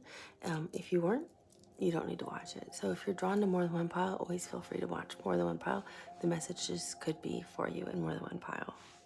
And at another point in time, if something doesn't work out, you can always come back and pick a different pile if it speaks to you, because this is a timeless reading and these messages are different in the piles. So this person's energy, which is actually really kind of interesting, are 2 major arcana. So this person's, I'm hearing, full of life, and they've got some big energy here. So they're in the star energy. So that's Aquarius major arcana. And they're also in Virgo energy, which is the Hermit. But what I find really interesting is the Hermit always carries a lantern with them. And in the lantern, technically in traditional tarot, what the Hermit lights up, the Hermit right here, is actually the star from the star card to guide the light for the Hermit as the Hermit goes on his journey. And I'm saying him because we're seeing he, but it doesn't matter if you're a man or woman. But that's the star. So it's interesting that the star came out. I'm just covering her up because she's for YouTube. But it's interesting that the star came out with Virgo, or the Hermit, because the star is what's always in the lantern. So there's some kind of connection between these two. And these are the major arcana. So Aquarius and Virgo energy. Maybe those are both your zodiac signs. Maybe those are your moon signs. Maybe those are your rising signs. Our rising sign is what people initially, before they know us, like people first is, that's what they kind of, a rising sign or your ascendant, it's the same thing, is what people think who don't know you or first meet you. That's what their initial impression of you is. Your sun sign is your main personality that you show the whole world. And the moon sign is who you are on your real emotional level, and the people who are closest to you, your family, the person you are romantically connected to, and any kind of sibling or close friend. It's really how you love. So those three placements are really important. Other placements are important too, don't get me wrong. Your Venus placement is also how you can love, but your moon sign is really who you are at your core. It's how you really feel emotionally, and also how you really kind of show love. Your sun sign is after you get to know people, like your colleagues who really know you pretty well after a while, or your friends who know you, and people who get to know you. That's really what your sun sign is. It's really who you show the world. But your rising sign is kind of how people just perceive you initially. So one of those three major placements might be Virgo or Aquarius for either of you. That's why I'm calling out the major arcana. But it feels like too, so the Hermit is also somebody who goes on a journey. They're looking for something. They're in search of something. Sometimes it's spiritually, sometimes it's emotionally, sometimes it's something, sometimes it means they withdraw their energy and they're like in isolation and just trying to find something within. Sometimes it doesn't mean they withdraw their energy at all. It means they've manifested something and there's a wish that they're looking for. And it's the star. It's like a wish fulfillment that they are in search of. So they could be in search of their soulmate. They might be on dating apps. They would be actively dating.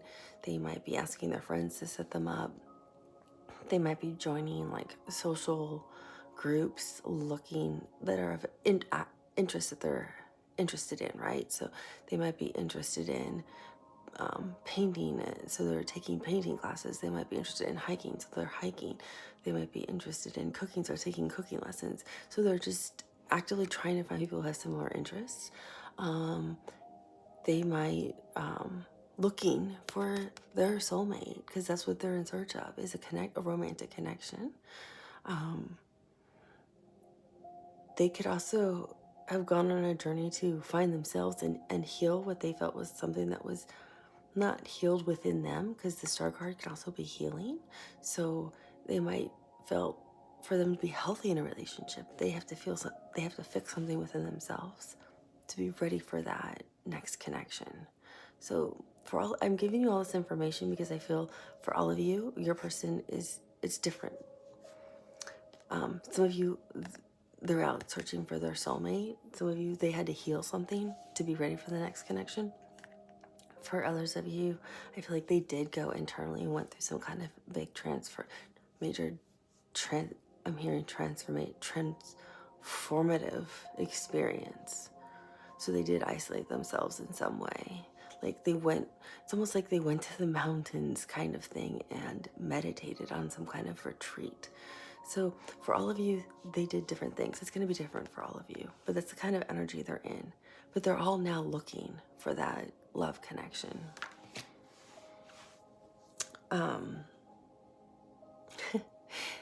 So this is how you're going to meet the person.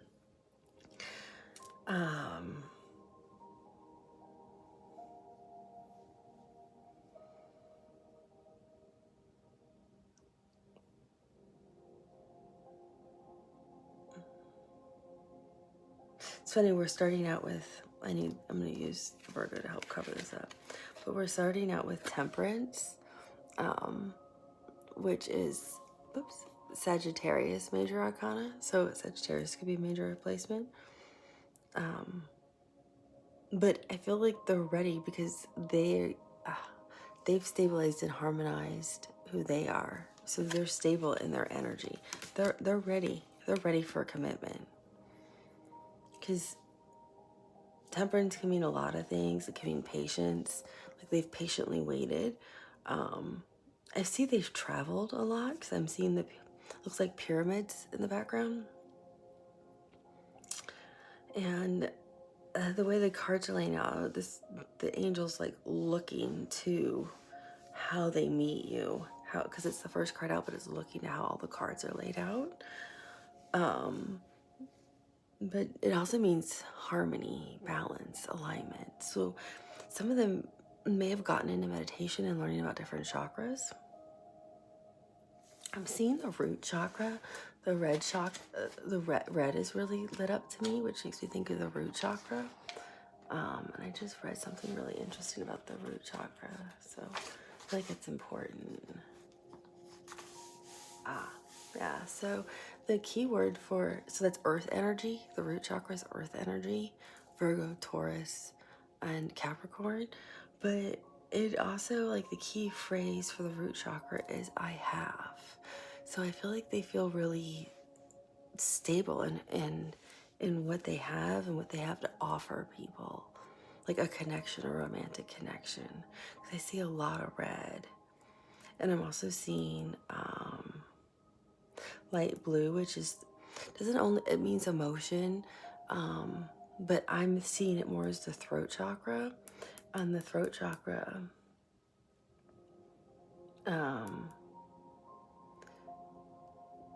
means, like, the key phrase for the throat chakra is I speak. So I think they speak with truth, with love, with honesty. This is a very truthful energy. This is a very grounded energy. There's someone who's going to speak to you honestly, softly. They know what they have to offer now in love. They're a very healing energy, with the star being part of their energy. So their throat chakra is also in alignment, which means they know when to speak and they know when not to speak. When your throat chakra is out of alignment, you talk too much, or you don't talk enough. So this person knows when to be quiet and when to listen to you, pile number 2, and this person knows when to speak their truth and to be honest and to talk to you.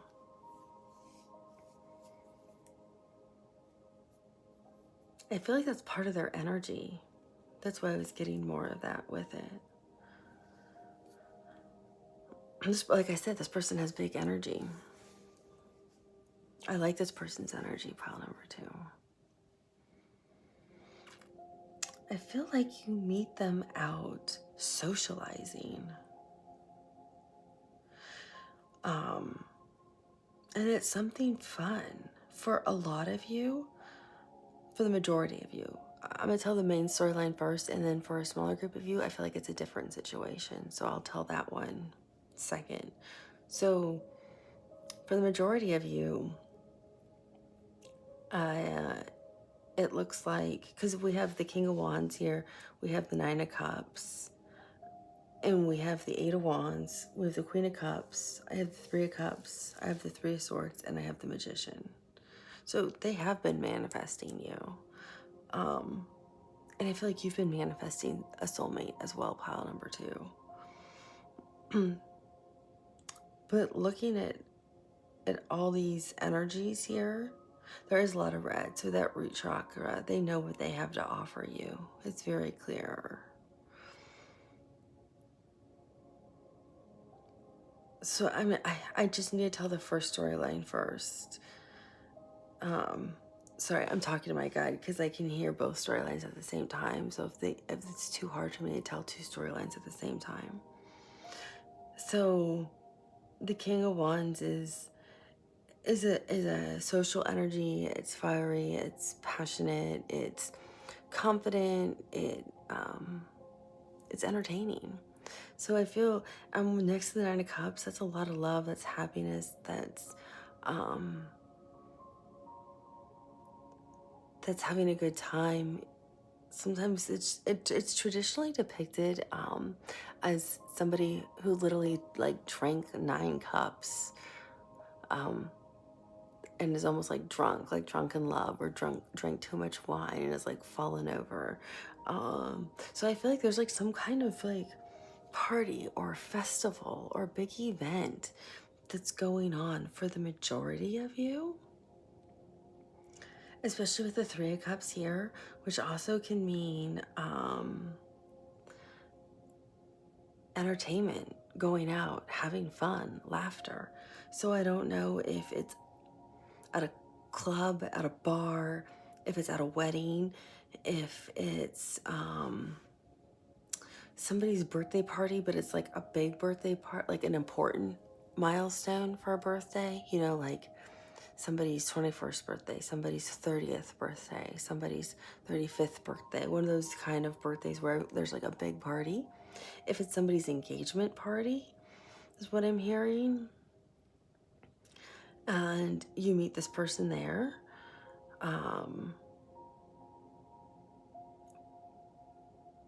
I'm hearing it could be the Carnival, which hasn't come up yet, and that's in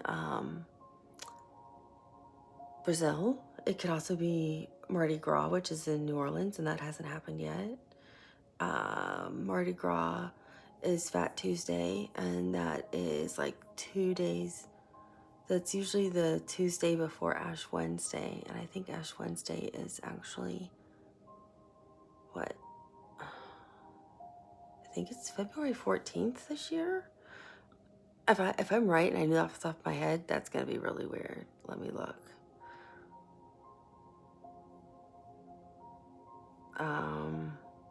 Yeah, Ash Wednesday is February 14th. So I think Mardi Gras is February 13th. So you could be February 13th. Carnival, I think, and is usually around that same time. It could also be during Chinese New Year. There's a lot of celebrations for Chinese New Year, and the Vietnamese New Year. There's lots of parties and celebrations for that. So, and I'm covered in the chills. So those of you who are new to the channel, if I get covered in the chills, that's my guide, who is the one I can hear clairaudently, and it's usually my male guide that works with me. Or he's the one who will give me feelings or show me images or like those video coming attractions. But when I start to he's the one who gives me the chills and confirms what I'm hearing, feeling, or seeing is 100% accurate. So yes, it is definitely at some big event, and again covered in the chills. So it could be a Carnival, this Mardi Gras thing, Chinese New Year, a birthday party, like a wedding, some big celebration. I'm hearing a baptism, because I'm seeing a lot of water, and babies are baptized in water. People are baptized in water. So it feels like it's some big event, and with Eight of Wands being here, that's a lot of communication. That's also travel. So you might be traveling to one of these events, and that's how you meet, because you're going to this big party. It's travel. And it's like, I feel like these are both of your energies, like going to this, like this is like the event, like the invitation you received for it. And I don't care, the invitation could have arrived in the mail. It could have been an evite. It could have been like a text message sent to a group of people. But I feel like these are both like energies, not you as people, but like this is like you, pile number 2, and this is like your future soulmate, and you both received it. And this was like you can see, this looks like people fighting, but this was you just trying to decide, do I go or not go? Do I go or not go? And you go. But this feels like the invitation to whatever this event is that you're going to. The event could have come, the invite could have come many ways, but I feel like that this is your, like the invitation, you're both decide to go, but you don't know each other. You meet there at this festivity, at this party, because here's all the 9 of Cups, and here's the 2 energies. It's like both of your guides on each side are working to get you to go there. Your soulmate's guide is working, and pile number 2, your guides are working, telling you, you gotta get there. You got to get there. Something's great. Something's great. Because these are the Knight of Cups. I feel like one of you instantly wanted to go, and one of you was like debating, should I or shouldn't I? And the King of Wands is looking like right at the person. You guys are looking right at each other. Look at that. Both of you are looking right at each other. So I don't know who's who in this, but you're both looking right at each other. So this could be pile number 2, and this could be your soulmate, or this could be your soulmate, and this could be pile number 2. But it doesn't really matter. Either way, you're both looking right to each other. And again, I feel like the guides right here, a guide, is like pushing you to go. And you're both smirking to go to this festival. Because when you get there, here's the Queen of Cups. It's like, oh yeah, pour me another, please. It's like you get there, you might know, like one of you, I don't know if it's you, pile number 2, or the soulmate energy coming towards you. I feel like one of you knows more people there than the other. So I feel like one person is a little bit more happy to go to the bar and get a drink. But again, smirking. Somebody's already caught somebody's eye. Very attracted. And then, so with the 3 of Cups, we've got everybody there dancing, having a good time. You can see all the red in these cards. That's why this root chakra that I am balanced. It's that earth energy. You could be an earth sign. You could be Virgo, Capricorn, or Taurus energy. But it's that real earth energy. You could do meditations to stabilize your root chakra. Maybe your root chakra is out of alignment. But I feel like you're very grounded. And as I feel, this person's very grounded. But both of you are very grounded in your root chakras. And both of you know what you have to offer. So it's like you're at the party and you're having so much fun. And I see the 2 of Cups. It's like you end up spending like the whole party together once you connect. Because I see water flowing. And with this water flowing, I see, wow, what's this? I've never noticed this before. In the background, there's this like, the water, it's like a water fountain that's just bursting with water, which makes me think of,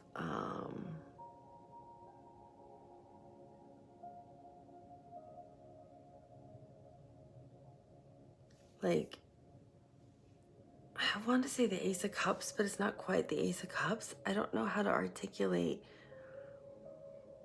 how to describe it, but it's like the epiphany. It's an epiphany. It's like both of you have this epiphany of, this could be the person for me, or I've never had so much fun before. I didn't know I could have this much fun at a baptism, or I didn't think I was gonna have this much fun at this engagement party where maybe you knew just a handful of people, but you met this person and it was like no one else existed. It feels like you two meet each other and the whole world just completely fades away.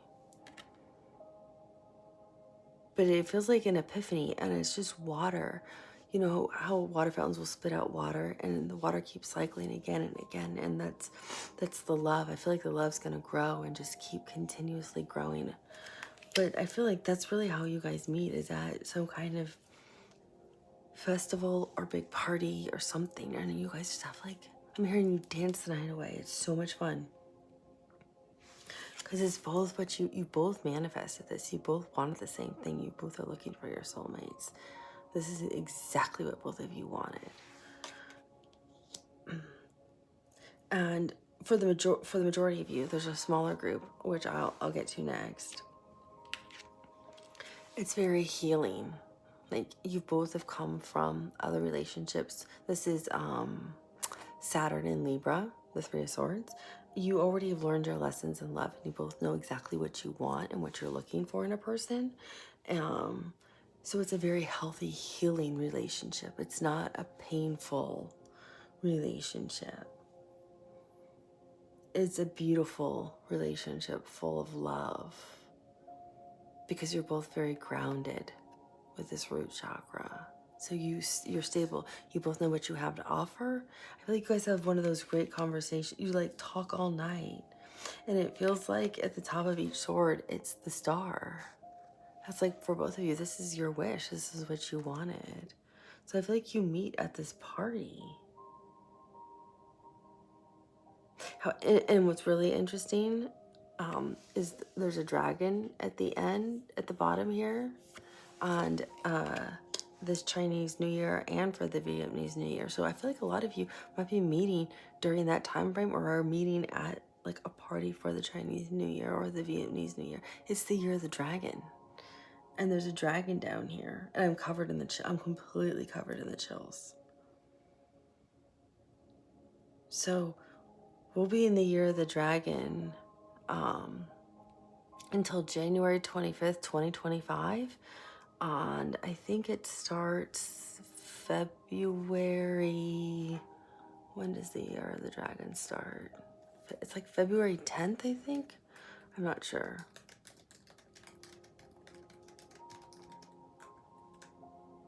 February 10th, yeah. February 10th. And it goes until February 25th, 2025.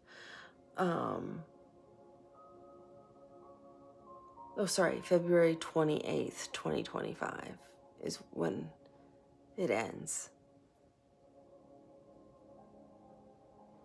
So I feel like that's a very significant time period for you with this energy.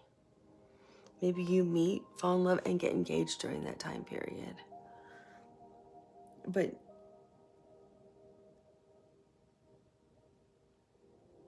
this dragon is very significant. And remember, red is good luck and good fortune in the Chinese culture and in the Vietnamese culture too. It's very, red is very good luck, good fortunes, good blessings in a lot of Asian cultures, but I know it means very good luck and good fortune in the Vietnamese culture and in the Chinese culture. And it's also the year of the dragon in the Vietnamese New Year, which I think is also the same time period. I think it's around February 10th that it's the Vietnamese New Year. So you could be meeting them at some kind of party like that, because it's the year of the dragon. So it's a very healing time frame with the dragon being here. You've learned your lessons. You have healthy boundaries, and both of you want the same things in love. So I don't feel like it's like heartache or pain. I don't feel that. Now, for a smaller group of you, I feel like you don't meet at a party or some kind of festival. I feel like you have a lot of love to give, and you've been reading a lot, you've been working on yourselves, and you don't want any more heartache. You're still afraid of being hurt. And this is a very, very small group of you, pile number 2, very small group.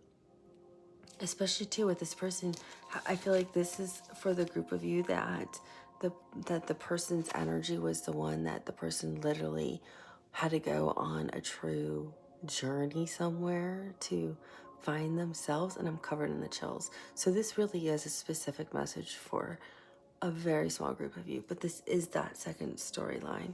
This is for the energy where they literally had to go on this is the energy that had to go on a specific journey to heal themselves or find themselves for something.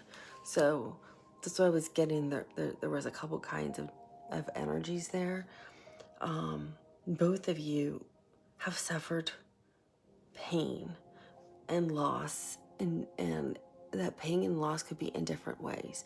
It could be from heartache from divorces and marriages falling apart, and I'm covered in the chills. It could be, yes, and I'm seeing darkness here too.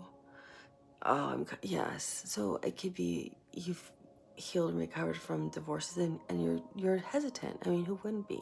That is a big thing to recover from. It could be loss of a loved one, somebody has passed, and that's pain. That's incredible heartache. So both of you are recovering from so much pain. You're not recovering from just, oh, I'm afraid, just to kind of date again. It's a different kind of pain. So it's a real. So I feel like you meet more in.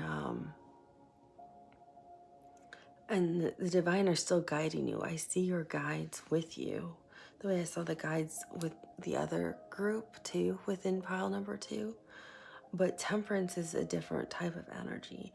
It's like you really, the divine, and it's like, and I don't say this because I never want to offend anyone, but it's literally like the angels are with you too. Because both of you have suffered so much pain from loss, and I'm covered in the chills. I feel like some of you literally have lost loved ones, like their spouses, your fiancés, children, your boyfriend or girlfriend were killed, or you've been through really extremely difficult divorces that made you fall into and I'm covered in the chills, very deep, dark sides of depression because it was so, I'm hearing traumatic, that you connect and your guides are still guiding you. They're still leading you in the right direction. So there's 2 different ways I'm seeing that you connect with these people that you meet. One, I'm seeing a bookstore. You're looking for books, and you're trying to find other things to read. And actually, you're both trying to get the last book. It's actually it's literally, they're showing me almost like a movie scene trailer. It's like a rom-com kind of thing. And you both are reading the same kinds of books, and there's a book you both really want to read. So it's a book, and you end up talking and going for coffee, and that's it. I was gonna say it's magic, and then I realized the magician's right here, and it's just magic, and I'm covered in the chills. That's for some of you. It's a small group of you. But your guides led you right there to it.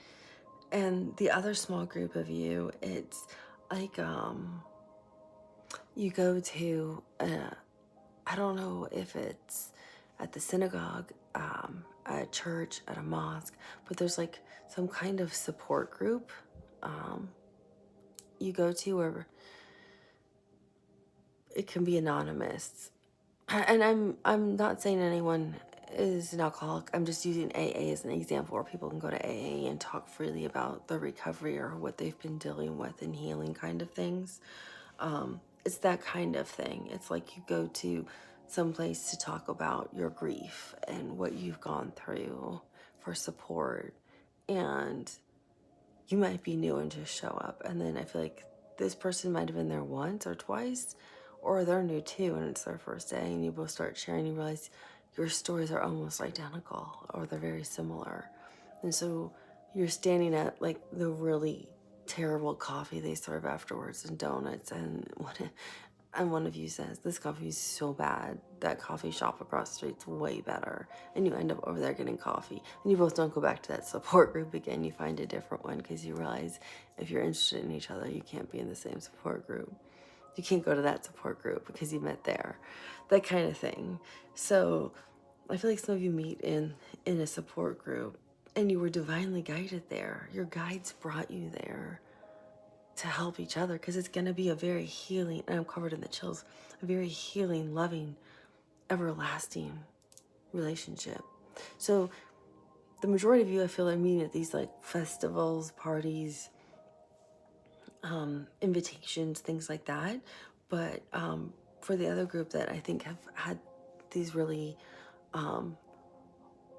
horrible heartaches in life and devastations that I wouldn't wish upon anyone, and I'm really sorry for those of you that have gone through that. My sincerest sympathies are with you. You have something beautiful coming to you because you've worked hard on yourself, and the divine is with you. Your guides are with you, and they're also with this other person. And you're either meeting somehow at a bookstore or somehow at some kind of like recovery, like a retreat or at a support group. And it's literally instantaneous, the way it is for everyone else at these parties. But yours is just a different way you're connecting. And it's a beautiful, loving, healing energy for both of you, which is nice. I'm going to pause it for a minute while I shuffle, and we're going to ask the next question because my camera only allows me to go for 40 minutes. So one moment, pile number 2. Okay, so welcome back. Thank you, pile number 2, for letting me pause the camera for a minute. So what we're going to look at is what will be your impression of... Actually, let's look at how will you recognize this person when they show up. How will you recognize this person when they show up? How will you recognize this person when they show up? How will pile number 2 recognize this energy when they show up? How will they recognize this energy when they show up?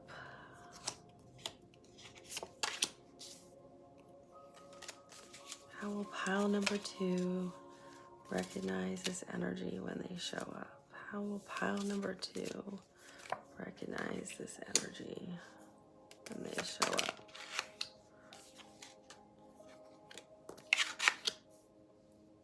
I'm hearing the song, "You're just too good to be true.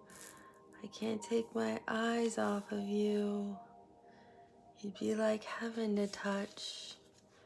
I want to hold you so much." Bum, bum, bum, bum, bum, bum.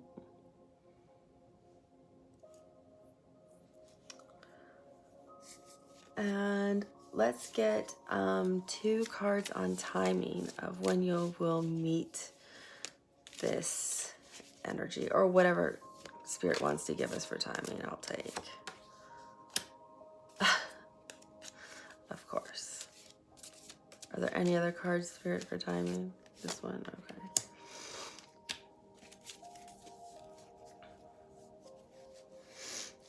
Your burden's being lifted. Don't worry. They're coming in. I'm seeing this as your guide saying, stop.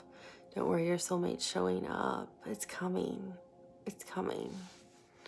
It's the 10 of Wands, which means the cycle's ending.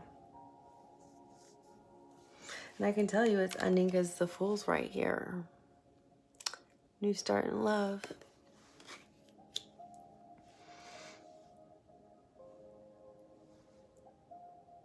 So there's several. So you're going to recognize this person a few ways. The Fool is ruled by Uranus, and Uranus rules Aquarius, and Uranus is a very unique planet, and I think when you get to the point of, if you can stay high vibrational and believe that yes, love is coming, but when you get to that point of like, because when you lose hope, it's like that's how you call in the energy of your soulmate's never gonna happen. But it also feels like since we're seeing that 10 of Wands at the bottom of the deck, it feels like too, when you get to that point of, I can't take it any longer. Will I ever find love? And then you realize you need to do something different. You need to change up what you're doing. That's when this person's going to show up. So when you get to that point of, I'm doing something wrong, what do I need to do differently? Maybe you always go to the same coffee shop, so you need to try different coffee shops. Maybe you always turn down invitations to weddings because you're single and you don't want to go by yourself. Guess what? I've gone to a wedding by myself before, a massive black tie wedding affair, and had literally the time of my life. And I can't tell you how easy it was to meet people and get asked out. I mean, if I wanted to walk away with a boyfriend, I could have. I just wasn't in that space at that time. But it is, you know, if you're like, well, I would never do that, or I'd never go to an engagement party by myself, or I would never go to my 10-year reunion or 15-year reunion by myself. Oh my gosh, what would I do if I looked single like that? Well, you have so many other successes. Being single and alone doesn't define who you are, the quality of you are as a person, pile number 2. And maybe trying something different, the person's waiting for you where you're gonna go. So being the fool is taking that risk, trying something different, trying something you wouldn't usually do. But it's when you're in that 10 of Wands energy that we saw at the bottom of the deck of I can't take this anymore. I gotta try something different. It's what like Einstein said, doing the same thing again and again and again and expecting a different outcome is considered insanity, because it is. So if you keep doing the same thing thinking you're gonna all of a sudden find somebody that way and it's not working, you need to try something different. And you're gonna get to the place, and I feel like this is for all of you, you're gonna get to the place, part number 2, where you're like, this is not working. What am I gonna do? And you're gonna have this moment of clarity. Oh, I can do that. I could try it that way, because this is clarity. This is a new idea. This is, why didn't I think of that? Of course I can try this, or of course I could go here, or yeah, maybe I should meet up with my 2 friends in Brazil and go to Carnival. I speak Portuguese and I've always wanted to go. They're asking me to go and be the translator. Why not? I have the money to go. Or I've always wanted to go to Mardi Gras in New Orleans. Why am I not going?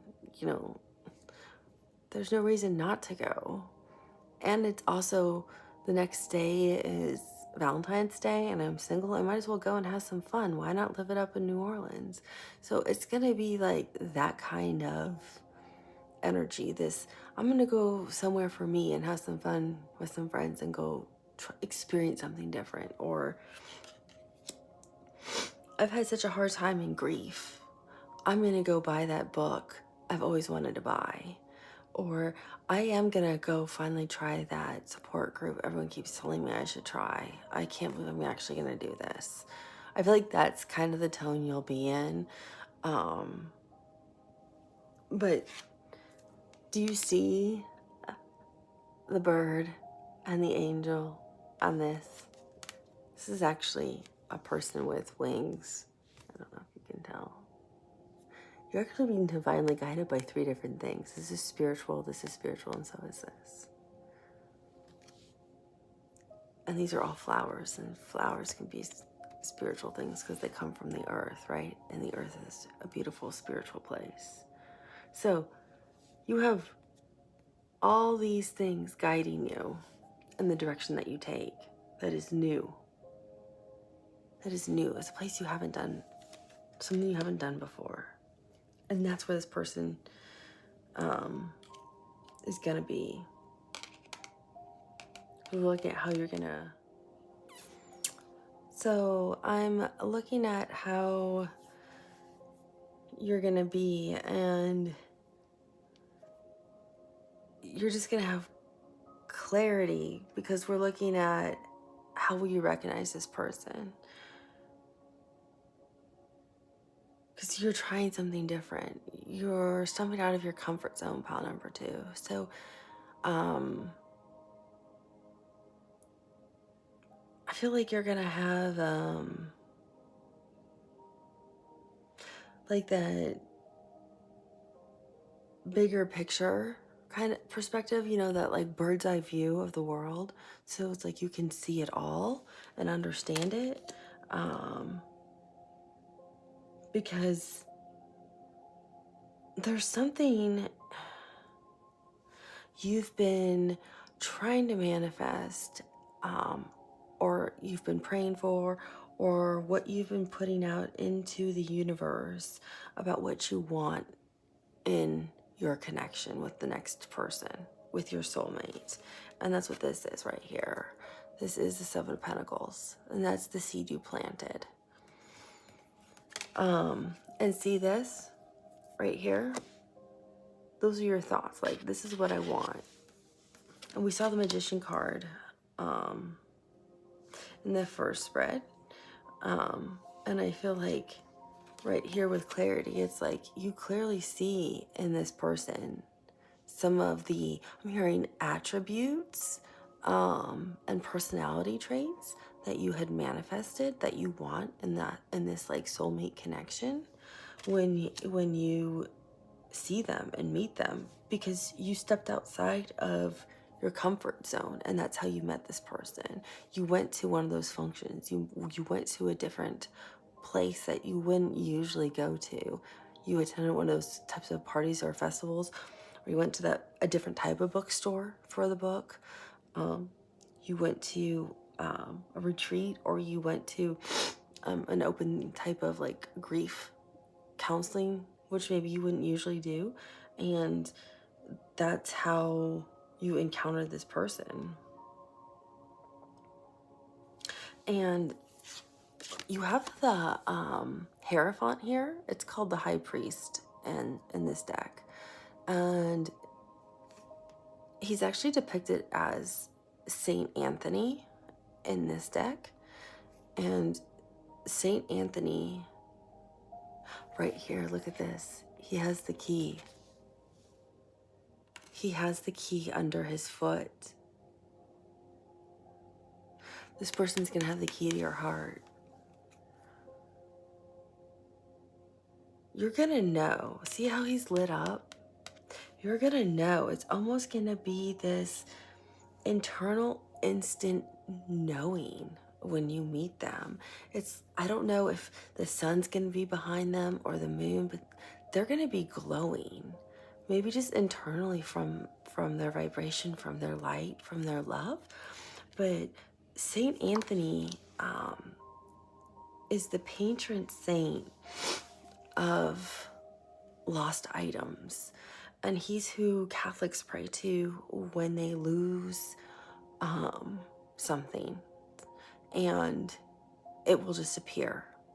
It doesn't mean, and you have to have faith. You have to believe Saint Anthony's going to help you. But it will appear. It is miraculous. Trust me. Saint Anthony has helped me find things that I thought I would never find or see. And it'll just be sitting on my bed that's made. And it's impossible for it to just be on my bed out of nowhere. So I feel like when you'll recognize this person, because this person is who you've manifested. They have the qualities, those characteristics you want, and they're going to be glowing in a way that only you kind of recognize. But how do I say it? I'm asking Spirit, like, can you help me phrase this right? Because I'm hearing it, but it's so poetically beautiful. I'm not going to be able to say it the way I'm hearing it. It restores and fulfills what you lost in faith that love and soulmates are real and true. When you interact with this person, you realize real love exists. Soulmates are real. The divine is real. Source is real. Kindness is real. Reciprocity is real. People can genuinely just care and want to hear what you have to say and truly mean it. It restores all of your faith in humanity and love from one person to another for real romantic connections, is what I'm hearing. Because Saint Anthony is working with your guides. And take that as it resonates. You know, if you believe in saints or not, you don't have to. But You can also look at it from the Hierophant's perspective, which is a marriage card, which is also a mentor, a teacher. So it could be somebody who restores your faith in marriage, in deep connections, in love. Somebody that you view as somebody who can teach you that it's possible to love again and believe in love again. Somebody who, it also connects us to our higher purpose in life. The Hierophant also represents that. So it can restore what your belief is, that somebody connects you to your higher purpose, because this person is part of your life path. So you might feel that and feel that deep inner knowing and connection. Just to me, it triggers that with Saint Anthony. That's why I was told, tell the story of Saint Anthony till you pile number 2. But you don't have to believe in Saint Anthony. The message I can tell you a different way too. I was just said, tell the story of Saint Anthony. Because with it, you have the Six of Pentacles. And the Six of Pentacles, see, here is that loving energy behind it. And I feel like this is the person who's, you're going to recognize. You're going to just see them as generous and kind and giving. Yes, it's equal reciprocity for you in this connection, but they're just going to give freely to you, and you're going to see them just give freely to others without anything in return. This is also about just charity. So you're gonna, you'll recognize them by just tipping more than necessary. If you go out for coffee, or maybe you end up going to lunch or something, you see them as somebody who just gives. They give what they can afford to give without any expectation. They give you the same amount of time to speak because they want to hear what you have to say. They energetically give as much as they can. They financially give as much as they can. They might not like to dance, but if you're somewhere where people are dancing, they'll want to dance with you because you like to dance. So you're going to see, it's going to be that kind of energy of, like if you meet at a wedding and you love to dance and they don't, they're still going to get out on the dance floor and dance because they just want to be with you and enjoy you. So it's that kind of energy. You'll recognize it because it's just different. It's what you haven't experienced, where they prioritize you with nothing in return. And those types of energies are very rare, and they're beautiful energies if you find them.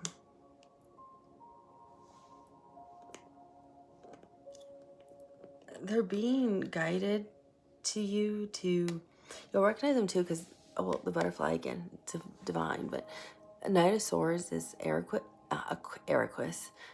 Aquarius energy. It's air energy. It's a very truthful, honest energy. They're problem solvers, but they just say, this person's not gonna, you'll recognize them because they're not gonna hold back. They're gonna tell you what they think, no matter what. And I think that's something in the end you're gonna actually really like about this person, because good or bad, you'll know what's on their mind. And I think that's something you'll appreciate more because you're never gonna guess where you stand with them or how they're feeling or what they're thinking.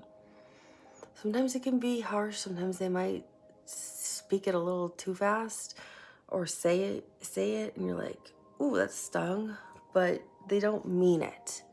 They're just sharing right as they're thinking out loud with you. They're not processing, maybe I should slow down before I say something. But they're a very give and take energy. They want things fair and balanced. And with this high priest here, they'll learn from you. If you're like, do you mind thinking or slowing down before you share every thought with me? Because some of them sometimes hurt a little. And they'd say, oh, yeah, oh, sure, of course I would do that. But you'll always know because they're a very honest, trustworthy person. And they're looking for a very stable, committed relationship. This is the Four of Wands. And I feel like with them being in the Knight of Wands, that Aquarius air energy, they're going to let you know right away. Look, I'm looking for a serious relationship. I want to be married one day, or I want a life partner that I can live with and be in a relationship with for the rest of my life, but I don't ever want to be married. Or I want a serious committed relationship that can lead to marriage. So you're going to know, like, on your first, like, real date with them, what they want. They're just going to tell you. And you're like, wow, that's different. I've never had somebody just tell me blatantly exactly what they want. They're going to let you know if they want kids or they don't want kids. If they want to be married or they don't want to be married. They might say, I'm neutral. I want the right person for me. So if the person I love wants to be married, I'll be married. If they don't want to be married, I'm okay not being married. They could be that kind of person too. I just want the right connection and I want the right life partner. So I'm okay either way. But they're going to let you know, being this kind of person, they're going to let you know right away.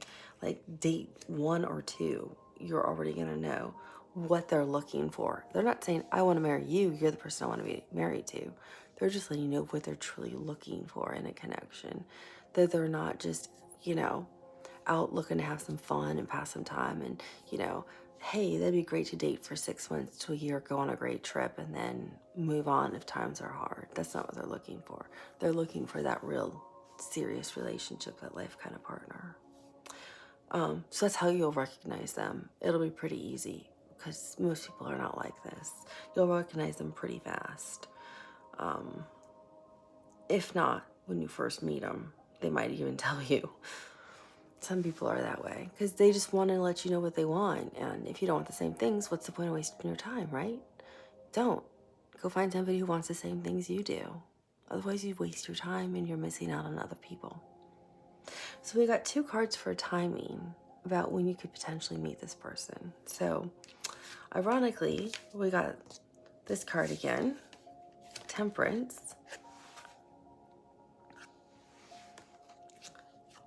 And then we also got the 8 of Pentacles. I just heard it's been a long time coming with the 8 of Pentacles. I feel like both of you have been working on yourselves with the 8 of Pentacles. So let's look at Temperance first for timing. I gotta move these other cards out of the way so I can really focus. And then we'll look at what your potential outcome could be with them. So, Spirit, can you please help me with timing with Temperance?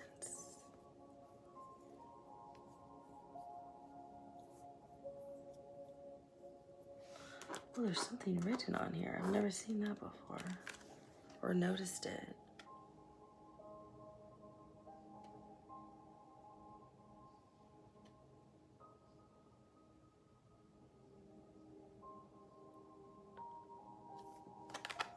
I don't know what that means. Rava.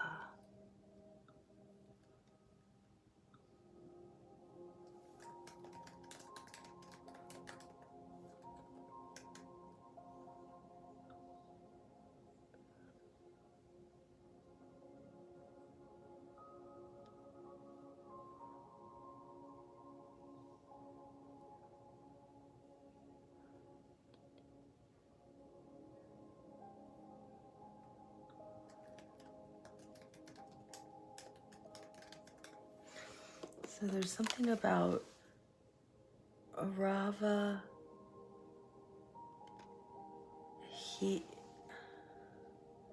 H-E. Rava is a type of grape. But there's another word after it, like H-E.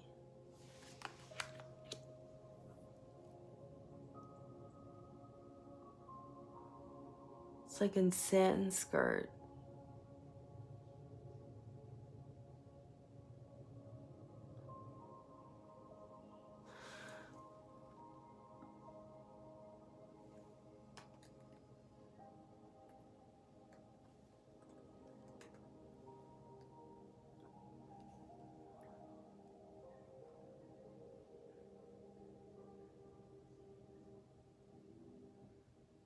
Okay, I think I found it.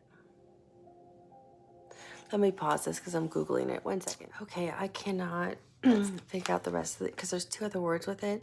And so I was trying to find the guidebook that I have, but I can't get to it right now. So I was asked, can they help me a little bit more closely with timing? And what's really interesting when you look at the card, and these are the original Salvador Dali cards because he came out with different versions, but these are his original ones where they're actually in Spanish on the top and English on the bottom. And he intentionally marked them to be different. Like he didn't do the, and he signed each card like right here. Dali signed here. So he did all the cards intentionally not with their original intended tarot signs. So like this is supposed to be Sagittarius, but he intentionally signed it as Aquarius. Excuse me. So I feel like this being Aquarius, when we know it's Sagittarius, is significant.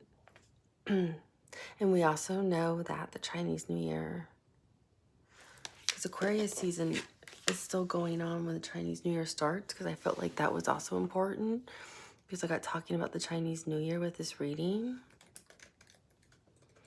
I want to know, when does Pisces season start?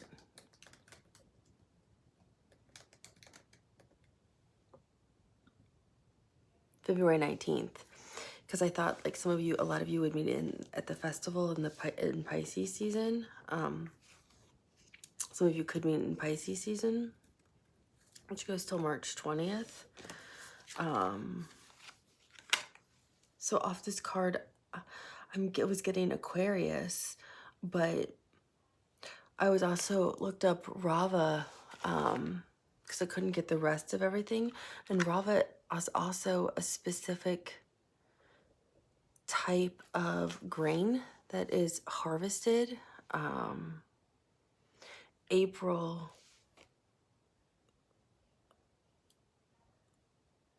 This can be harvested in, I think, Rava can also mean semolina. I might be butchering it. It's I think it's what they call it. It's semolina, it's rava or suji. It's but suji and rava are the raw forms, and semolina is a different name for it. It's a type of like grain that people will use to cook with, but I think it's really common more like in the like Indian food, suji and semolina. So I apologize if I'm butchering the term, but I couldn't figure out. It's really common in North India and Pakistan and South India, but I cannot figure out. It's like a coarsely ground version of wheat, but I can't find when it's harvested. Maybe I can look up when is it planted.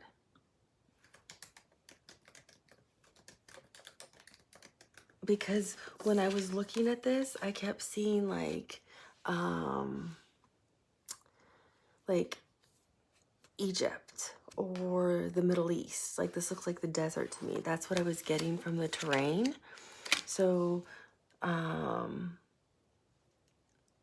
feel like that's part of it. But they're only telling me when it's planted.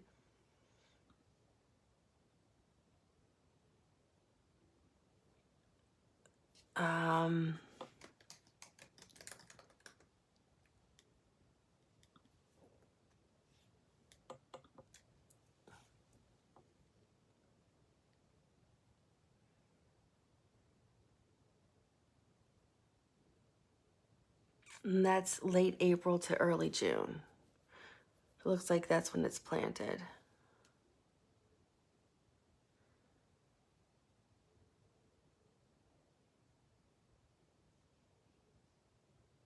from what I could find. So I would say Aquarius season, which is, I believe, January 18th or 19th through, well, let's get, so we'll say April, late April to early June, or Aquarius season. Aquarius.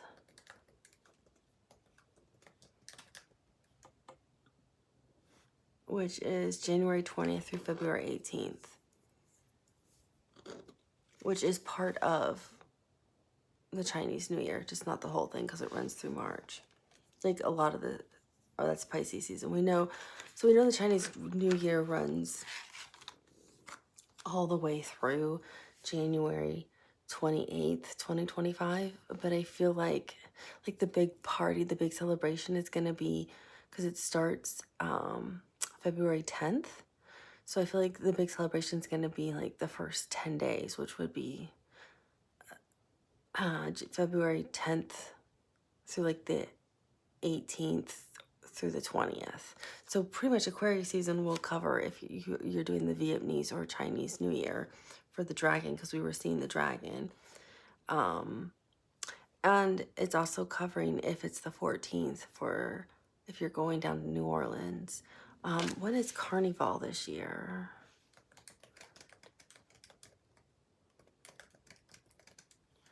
I don't know. Yeah, it covers Carnival, which is February 9th and Saturday, February 17th. So technically Aquarius season covers all those festivals. But if you're going to be meeting at randomly other weddings and things like that, that could be in late April through mid-June. Late June, based off of, based off of this card. But there's one more card to use, which is the Eight of Pentacles for timing. So let's look at this card. Sorry, pile number 2. This is going a lot longer than I expected. So Spirit, can you please help me with this card for timing? Where do you want me to focus? There's a lot of things to look at here. The fruit. Okay. What are these? They're pears.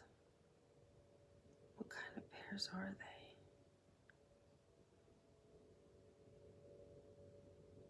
I'm hearing Asian pears, but they don't look like Asian pears. So I believe Asian pears are in the spring or summer. So it's whenever Asian pears are in season.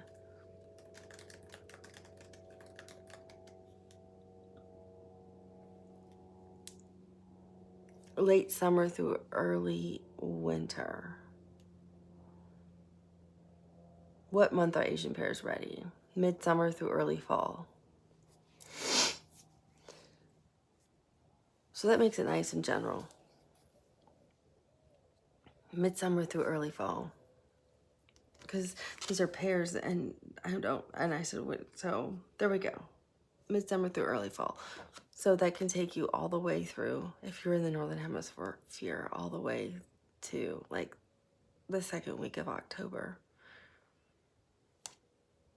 So I would say Aquarius season, late September through June, end of June, and then, well, then it takes you, no, then it would take you late April all the way through the second week of October is when you could meet this person. So I'm going to pause, shuffle the cards, and then we'll look at what your potential outcome is going to be for this person. One more time. Sorry, pile 1. Or pile 2. Hello, pile number 2. Welcome back. So we're going to look at what your potential outcome is going to be with this soulmate energy that we have just encountered. It's kind of interesting. Some of the same cards just want to keep popping up again and again. Oh my goodness. It's like, do they just not want to just keep being here? It's really interesting. On the deck, 4 wands. They definitely want a stable, committed partnership. That's for sure. Okay. So, it's funny how it doesn't matter how many times I shuffle or what I do, the same cards keep coming out. So, this is your potential outcome with this energy, the soulmate connection.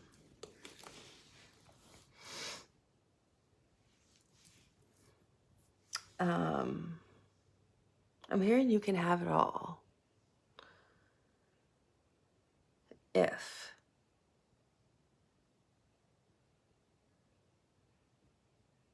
Which is kind of interesting. So we have the King of Wands, which we've seen before. So it's if you're willing to be confident in who you are, speak your truth. So the King of Wands is fire energy, and it's be confident in who you are, know your worth, know your value, honor yourself.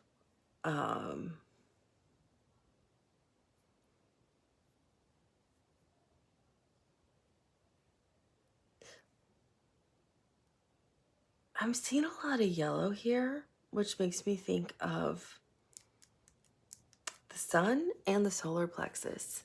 So the solar plexus is fire energy, because look how lit up that is.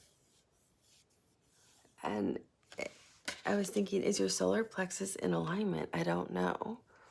Maybe that's something you need to work on. And the key phrase for the solar plexus is I can. So you have to know you can. You're capable of anything and everything.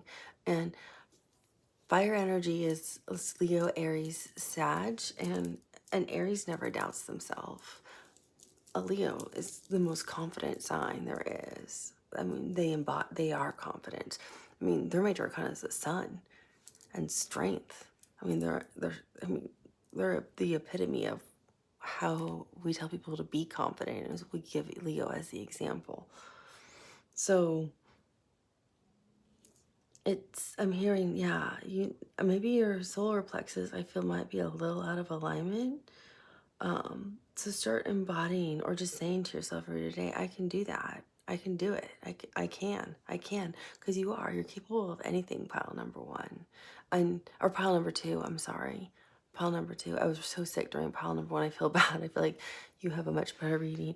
But you can do anything, pile number two, with or without a soulmate. It's just nice if they're on the journey with us, right? So, just do meditations related to your solar plexus, but seeing that also makes me think of the sun, which makes me want to look for the sun here, because I feel like that's part of your guidance. So just let me quickly look at the sun for the sun card.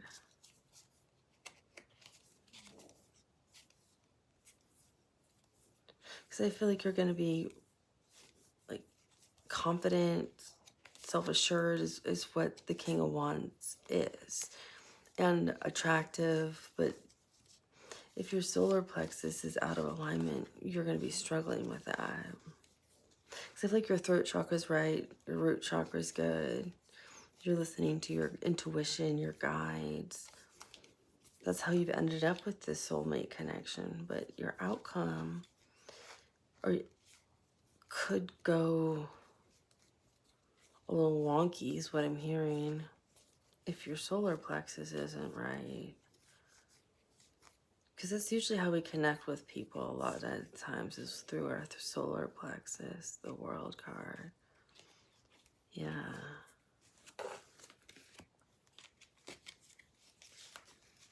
This makes sense.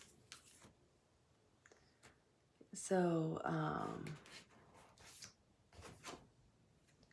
that's the bottom of the deck. So, it's paired with the Six of Swords, which is put the past behind you. And usually, the Six of Swords is usually depicted as really calm water. Like how that's not very calm. but it's usually depicted as really calm water and a woman and like a little child in a boat and somebody kind of like just kind of steering it away. And it technically means taking the souls that have passed to the next world. That's why it's always so calm and peaceful and serene. It's Mercury in Aquarius. Travel, communication. So I feel like you need to put the past behind you. Don't bring that baggage, those wounds, the past with you. Oh, this is the World card, not the Sun card.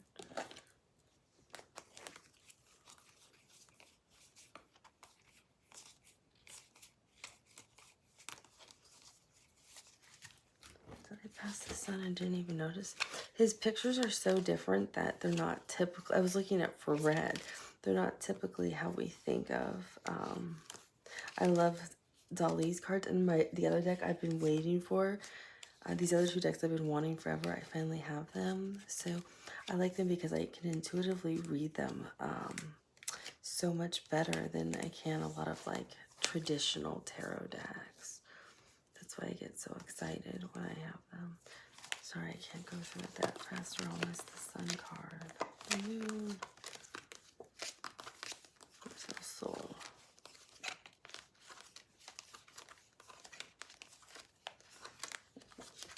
I do feel like that's part of your guidance because obviously, well, I'm going to finish that because I feel like we don't make mistakes in tarot, you know? So that's probably part of your outcome. Or maybe that's your guidance.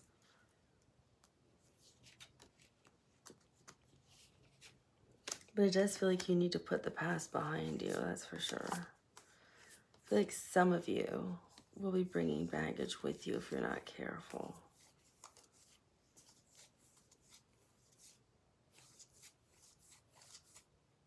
Oh yeah, what went past it. Huh. And I remember stopping and looking at that card too. That's really funny.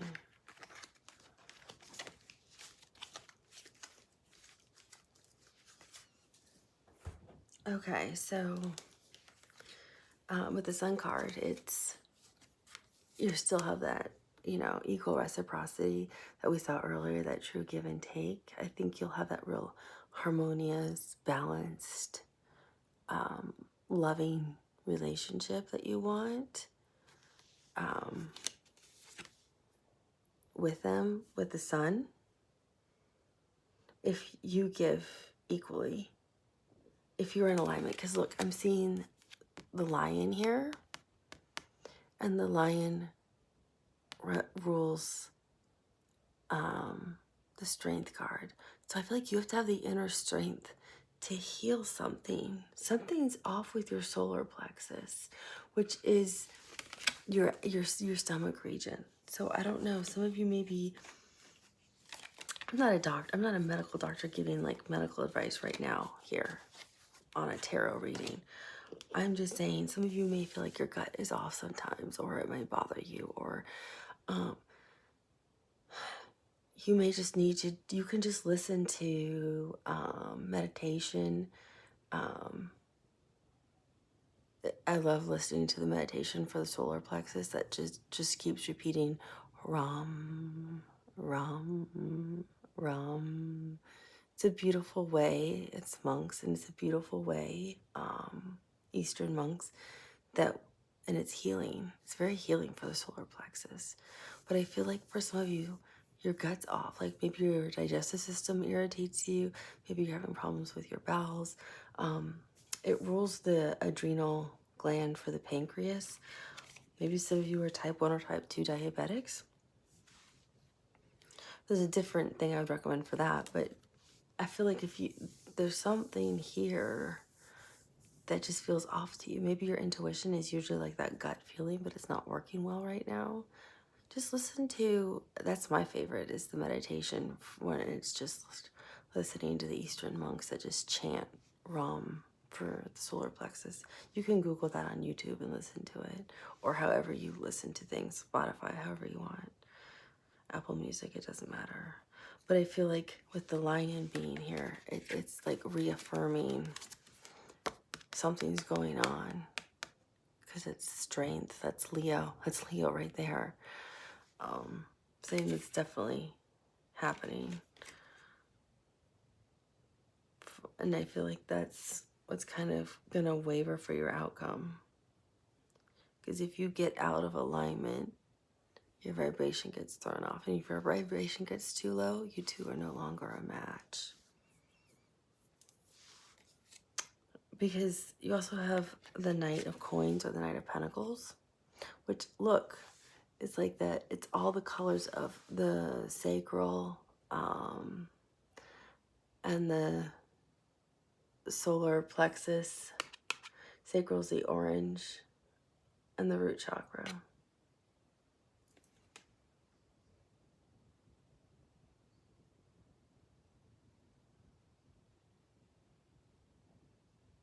I feel like your root chakra is really balanced.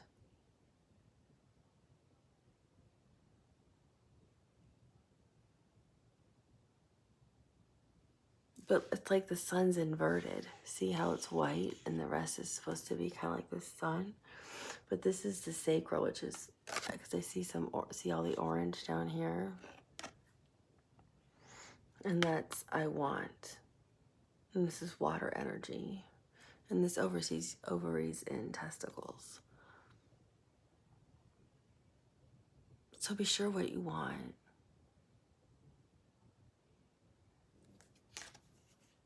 Because you can have it all. Especially with the sun card being total happiness, total joy, total equal give and take. I feel like you can have it all too with your sacral chakra.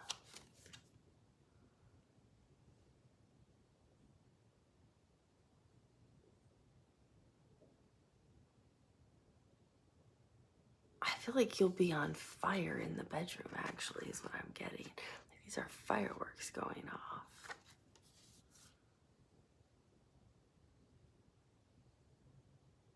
Yeah, that's what I'm getting. Fireworks are going to be going off. So I feel like these two are really good. It's that solar plexus that needs some help. Because you know what you want. You know what you have. It's, I can. You got to work on the I can. Know your value. You're worth a lot, pile number 2. I think that's just part of what we all work through, right? We all start to tell ourselves things. And then, of course, we have our favorite here again. Temperance. And I feel like this is saying that you know your value, you know your worth, because I feel like you're going to get there. You're going to have this a lot of self-confidence. You with this person, because he's also holding a green wand, your heart's going to be very open to them. So you'll be able to speak your truth with them. You'll be able to open up emotionally with them. I feel like you'll be a glow from the sun. You'll be able to, I think you'll start working on your solar plexus now by watching this video. So it'll already be in alignment with them. So you'll know what I have, I want, I can. You'll have all that in alignment. Your heart chakra is already, and your green chakra and your throat chakra are already in alignment. You will listen to your intuition. So I feel like temperance is just here reminding you of the timing, be patient. It's Aquarius season through like the first 2 weeks of October. So all of you are on different timelines. All of your soulmates are working on different things energetically to heal themselves, to be healthy for you. So there is no rush. When it's the right person, it's the right person. Who cares if they show up in February or if they show up in October? It doesn't really matter if it's a 6-month difference or a 7-month difference. If it's the right person for the rest of your life, just do you in the meantime. Do things that make you happy. Be fulfilled. Enjoy your friends. Take a trip somewhere that you want to go. If it's the pyramids you want to see, go to the pyramids. If you want to see Aruba, go to Aruba. If you want to see Greece, go to Greece. Go do things you want to do. Go enjoy your life. Because once you are committed and you're with somebody, or you're married, or you're in those types of relationships, your life's changed forever. because it's no longer just you getting to make those decisions. Those are always joint decisions forever from then on. So Temperance is telling you right here as an outcome, you're going to have everything you want. And this relationship is going to be beautiful. It's going to have harmony and balance for both of you. But you also have to be able to be patient for yourself, within yourself. You also have to be able to heal yourself.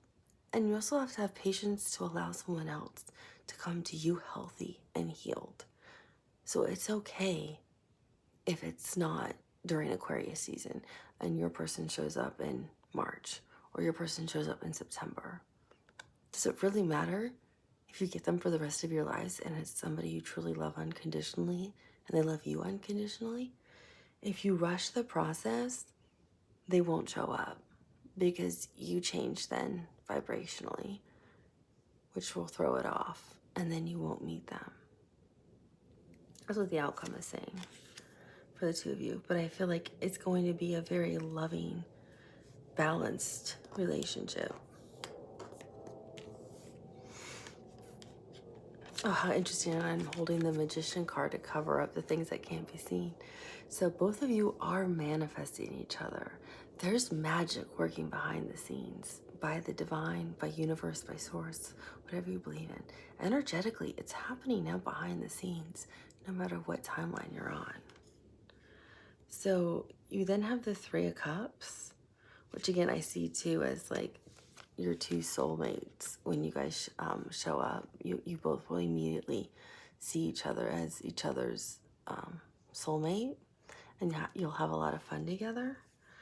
But I'm getting something else with this, because right next to it is the Death card, and this is Scorpio's major arcana. And with this, I get they don't want to be put in a situation where it's a third party, or you're dating lots of other people, or sharing your energy with other people in the bedroom and them. This is how they would feel. They're just in a place where they want to get to know one person and focus on that person. Doesn't mean you're exclusive right away. That's not what I'm saying that this person is communicating either. But they want, see this light blue, a really open chakra with you where you guys both communicate freely. They don't want to rush the relationship. They want it to be natural, the way this beautiful red rose is here. Out of whatever situations you are coming from, they know if you go too fast, it dies. They want something beautiful to grow between the two of you, the way this red rose is here. So they want you to go out, have fun, dance, laugh, and enjoy each other. But the slower you go, the faster you end up together in a committed relationship, if that makes any sense to you. Because they want it to be natural and organic and develop over time. They want the two of you to be happy together and actually genuinely fall in love. Not, well, we've been dating for a month, we must be exclusive. They don't want to share their energy with other people and focus on other people, but they don't want to have to worry about labels right away either. So I feel like the outcome is saying if you worry too much about those things, you bring death to everything. You end it all. So just let it be. And this beautiful red rose, which is also the symbol of love, will grow.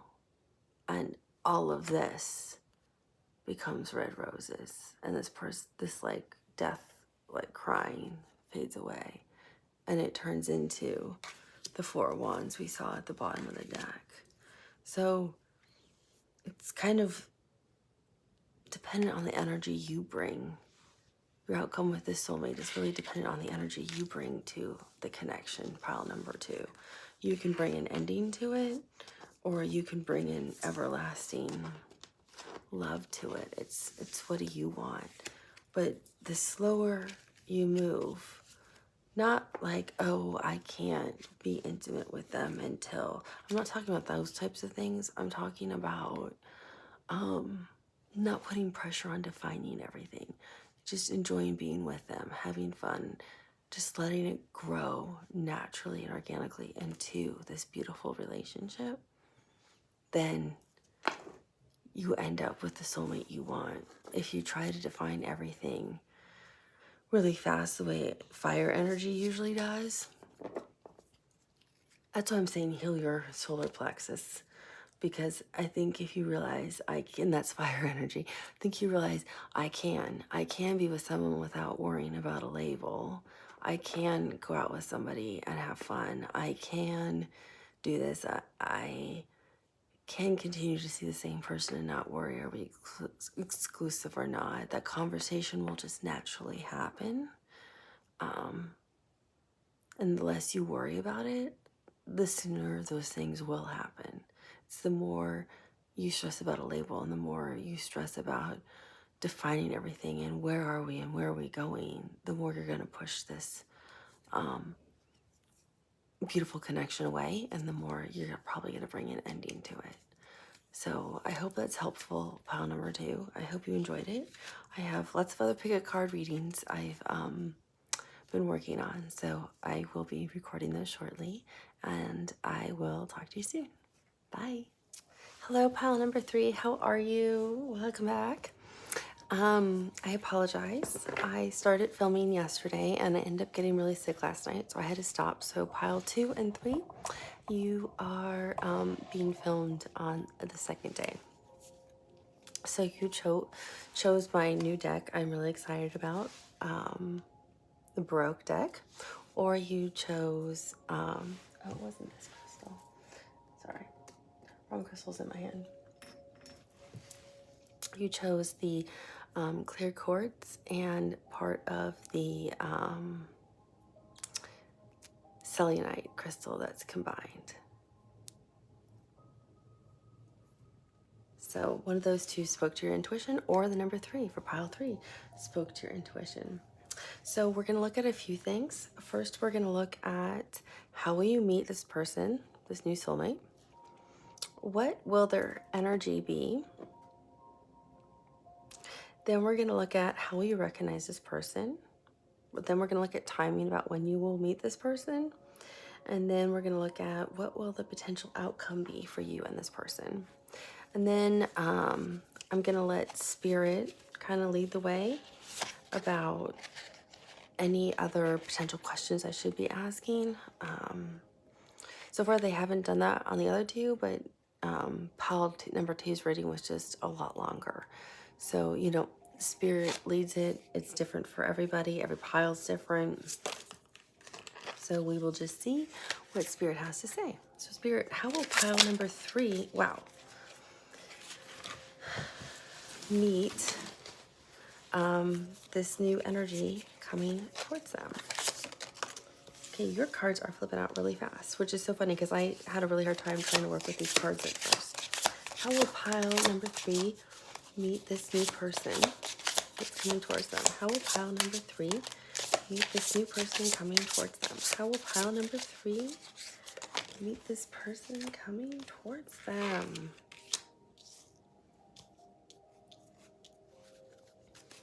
How will pile number 3 meet this person coming towards them?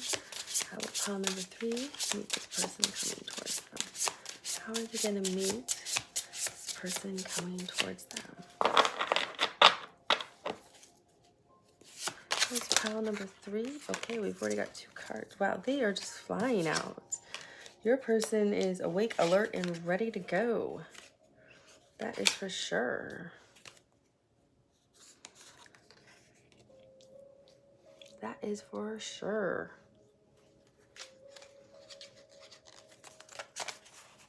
How is pile number 3 going to meet this person?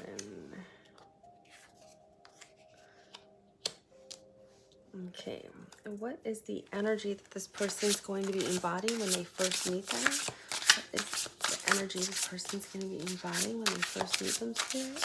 What is the energy this person's going to be embodying when they first meet them? What is the overall energy this person will be embodied when they first meet? What is this person's energy going to be like? What is this person's energy like when they first meet them? What is this person's energy like when they first meet them, Spirit? What is this person's energy like when they first meet them?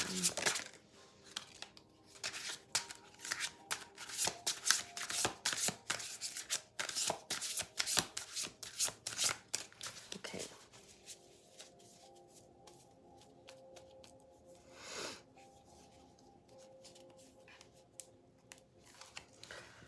Let's see what is going on here. So this person's energy, no, this is not their energy towards you. This is just the energy they're going to be in when you first meet them. This is Seven of Wands, which is,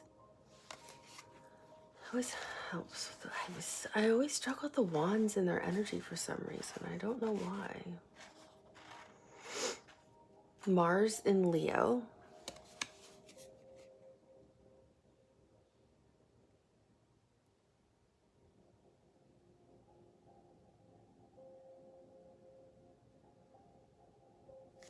So that's fast moving energy. It's also like staking a claim, saying this is what you want. It can also be internal, external fighting. And the Ten of Pentacles. So the Ten of Pentacles tells me they have a lot of stability in their home. This is Virgo energy. Ten of Pentacles is Virgo energy. Yeah, it's Mercury in Virgo.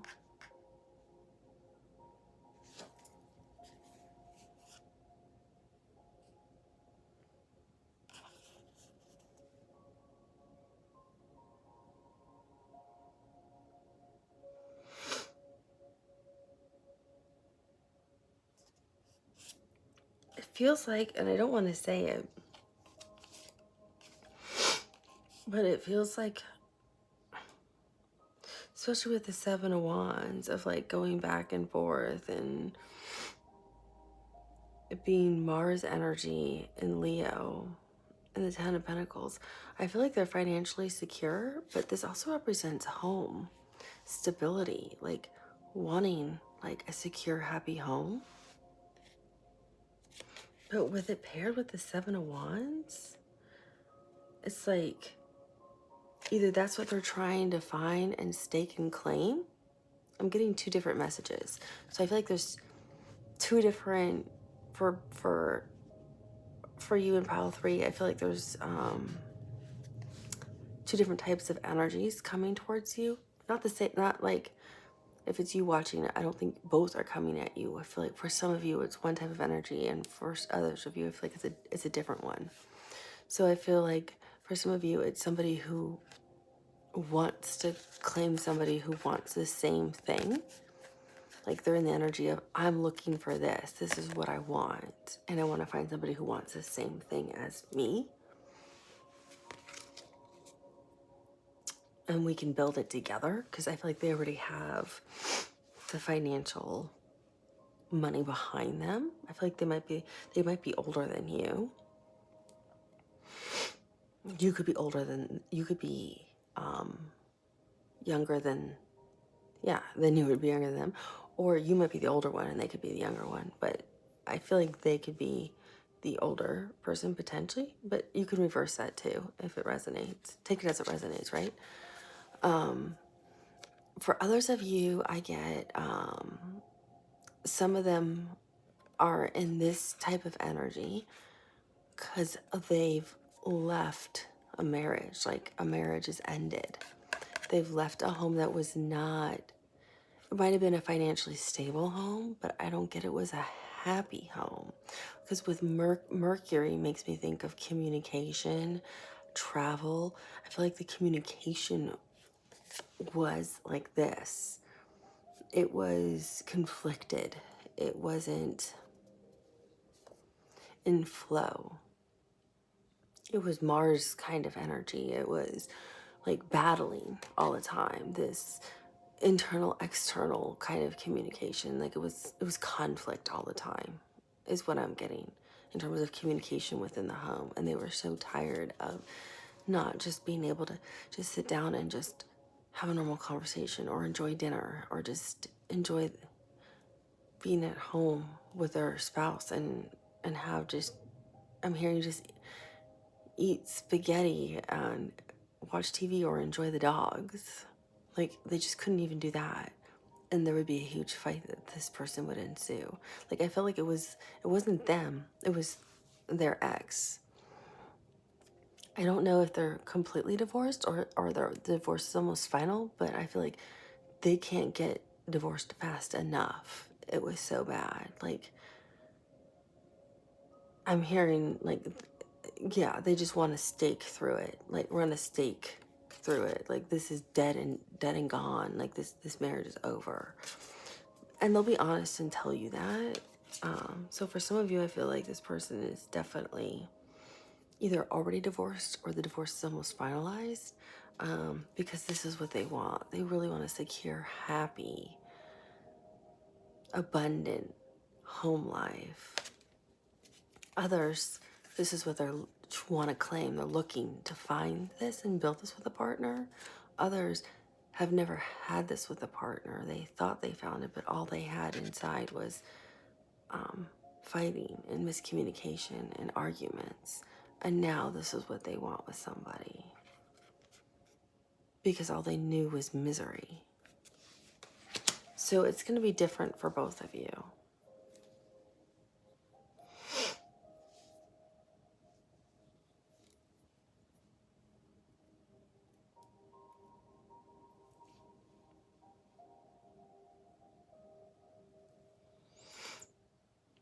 So how you're going to meet them? It's interesting. Some of the cards came out upside down.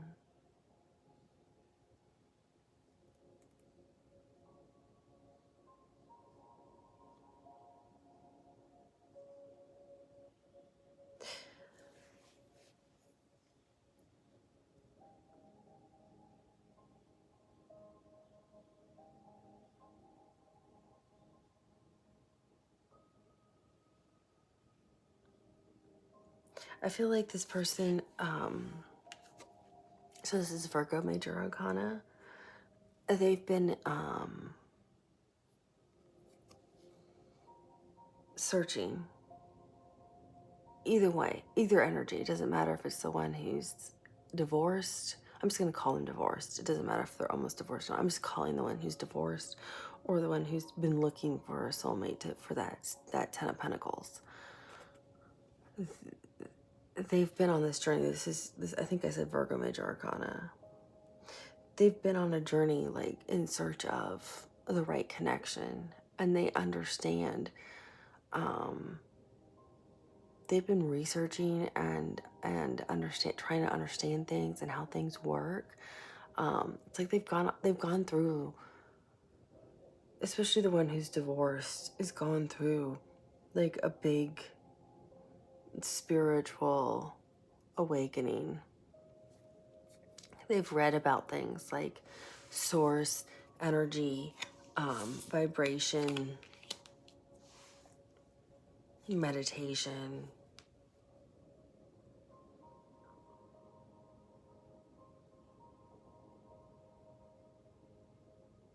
Because they don't want to end up where they feel like they're fighting again with people. And the Nine of Wands is like, you're battling again with people. I think this is what, Saturn? No.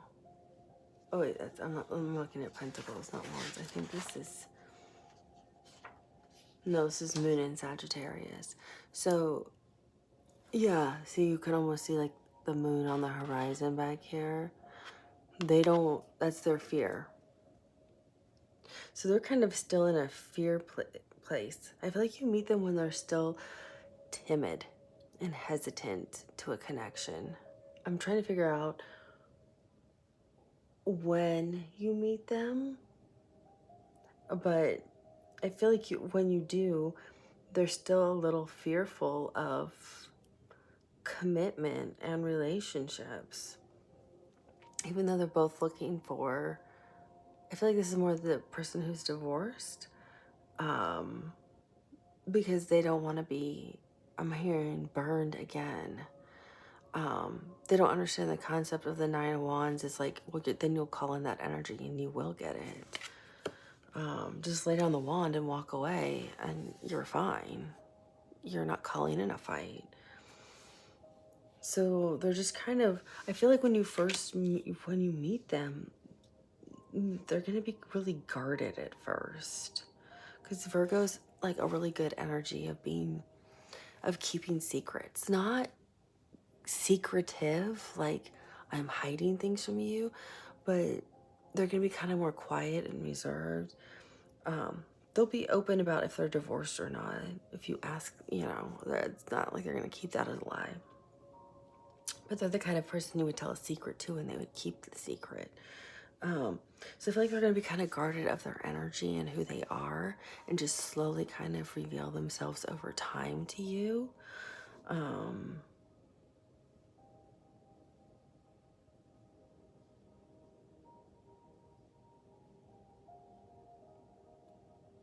feel like you almost meet them at like, this is gonna sound really weird.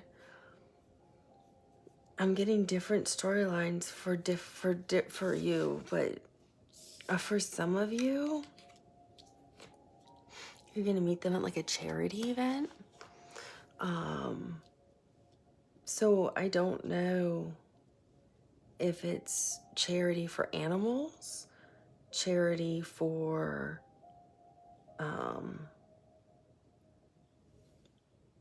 like to save the planet, save the whales, save the ocean, something like that has to do with the planet.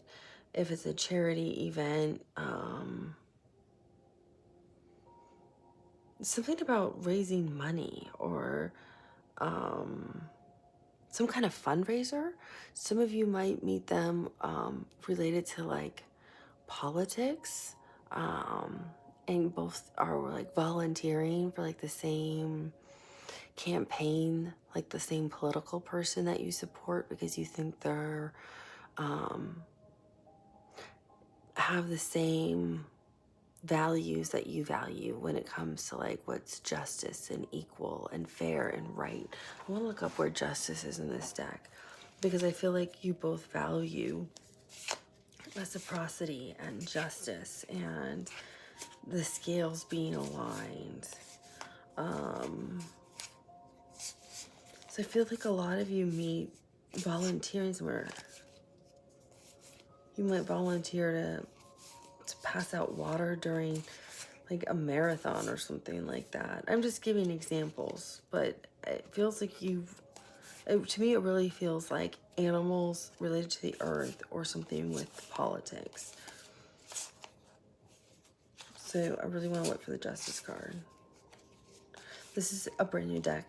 This is, and I absolutely love it. I'm just not used to it, so it's taking me a minute to flip through it because I don't know what the Justice card looks like, so I don't want to miss it. I like these decks that are more unique because I can read from them better intuitively. I get a lot more information from them than a traditional tarot deck.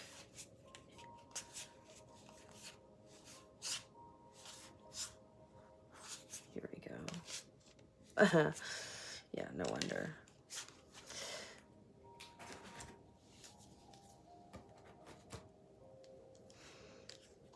Okay, so yeah, justice is definitely a big factor. I think both of you really, you're either volunteering for a campaign or you're volunteering to go door to door, and people want people to go in a buddy system, or you're volunteering at like the main headquarters. It's something you both value is equal justice, equal rights, reciprocity, equal for all. That's really what it feels like. So, because this card, Six of Pentacles, is a card of charity.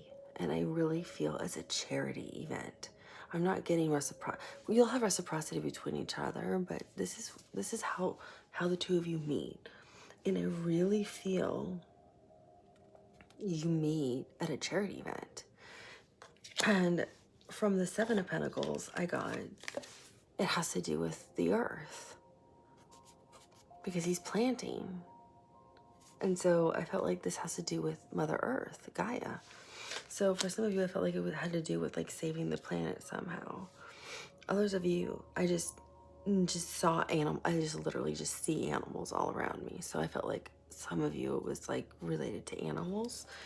And then the other part, I felt like with the charity, I could see the scales in his hand. So that's why I was like, it's justice. They want justice for people. So the King of Wands is just. He's fair. He's confident.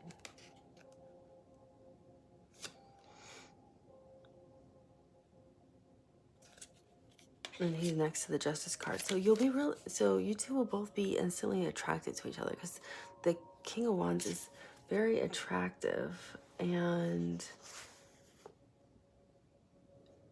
charismatic. He's a leader, a visionary. He has a lot of honor, the way you would in the justice system. If you did the justice system right, no matter what country you're in, if you have honor, you treat things justly and fairly.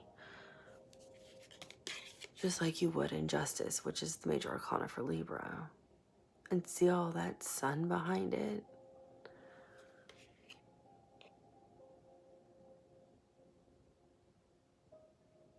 Which makes me think, the sun makes me think of Leo, and Leo rules the heart. So both of your hearts, this is something, you both are volunteering somewhere where you meet at this, like, it could be a charity event, it could be a fundraiser, it could be a party where you guys are being recognized for what you've done with your charity work, and both of you are getting awards and don't even realize it. Because both of your hearts are in what you're doing. I didn't even realize the other card behind it. How funny. Because I just said Leo with the sun. And both of you really love what you do with this charity work. So I feel like you could also be getting recognized and getting awards. And that's how you meet. Because I'm hearing applause. But the next major arcana is the Strength card, which is Leo. And look, she's adorned in flowers. Again, the earth. I think you're doing something with charity work with the earth, with politics, or with animals, because the lion is an animal. Like, so you might be doing something that has to do with like endangered species. But I think a lot of you will meet related to, I think the majority I'm hearing, the majority of you are going to be related to something that has to do with charity work that speaks to you. That's how you two meet, is at a charity event, through fundraising, or at some kind of award thing related to your charity work. And you're going to be very charmed by each other. A smaller group of you, it has to do, the Judgment is here, and that's Scorpio energy. And I'm getting two things with that. A really small group of you, I'm getting, this is actually somebody you're going to reconcile with before the divorce is finalized. I'm getting that specific for like one or two people watching, because you're both going to lay down your weapons and you're both going to decide you want therapy and figure out how to communicate, because you really did start out very happily together in this Ten of Pentacles, and you want to go back to that, and neither of you want to finalize the divorce. That's for the people who are not finalized with their divorce, but I'm getting that's for like one or two of you right now who might be going through a divorce yourselves.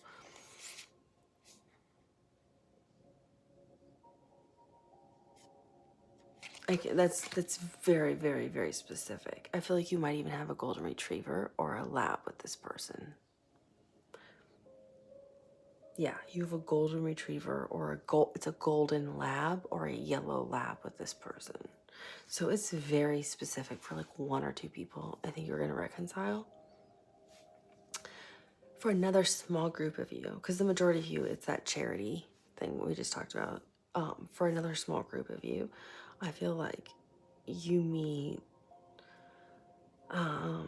like in the court systems. So you're there, like maybe this person's there, like getting their divorce finalized, or picking up like a land deed, or signing paperwork. There's somehow you're both like in a courthouse, or you're both somewhere where there's like legal papers that need to be signed. Or maybe you're both at like, maybe you both have the same attorney, or you're both at the same law firm for some reason. So for some reason, you're both somewhere where there's legal papers that are involved, or deeds involved, or signatures need to be involved, or you're both going to the same notary for something. And you meet each other that way because there's a line and you're waiting in line, or you're both sitting in chairs, waiting to be called. For a lot of you, I get it's like a notary, something has to be notarized. Others of you, I feel like it's yeah, it's important paperwork. I don't know if it has to do with your passports, if you're getting visas to go travel to another country and you don't know each other, but you end up talking. Like I see people sitting in chairs waiting for their turn, and others I see at a courthouse for something, and you get talking while you're waiting. Because I see the Page of Wands with it, and the Page of Wands is fire energy, and he's fun. He's flirtatious, he's attractive. I'm saying he because he's the man on the card, but she's attractive.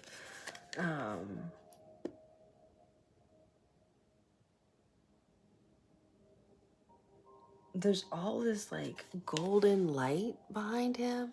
There's actually like a silhouette almost behind him. So it's like,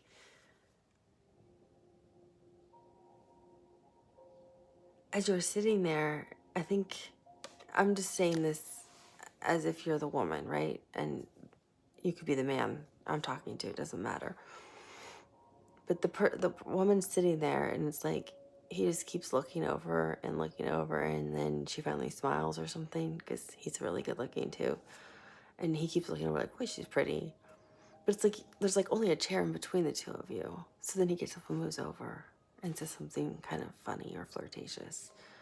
It's like he's being guided. There's like a guide here pushing him in your direction, or flip it and she's being pushed in your direction. Or if you're the man watching and it's a woman you're interested in, you're being pushed to go talk to her while you're waiting for this paperwork, or waiting for the notary, or waiting at the courthouse, or waiting to get a visa to travel somewhere, or waiting to get your passport, or something.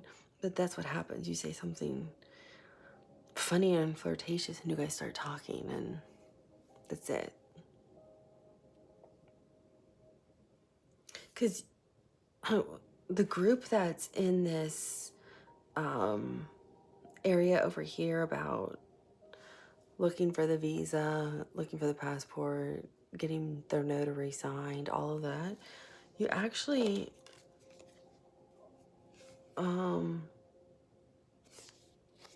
the Four of Cups came out upside down. So it's like you were open to love, but you weren't really looking for it. And it just kind of showed up out of nowhere. So it's like this person just literally just sat down right next to you at the bank to get something notarized. And you're like, well, who's that person? That person looks pretty good. And you don't see a ring on their finger. And you're like, so more times where it's waiting, you decide to make something you make a comment, it's kind of funny. And you guys just start talking and you hit it off. And the Eight of Wands came out, but it came out reversed, which means like you're not going to take the trip if you're waiting for the visa to travel somewhere, because it feels like you want to stay instead and see where things go with this person.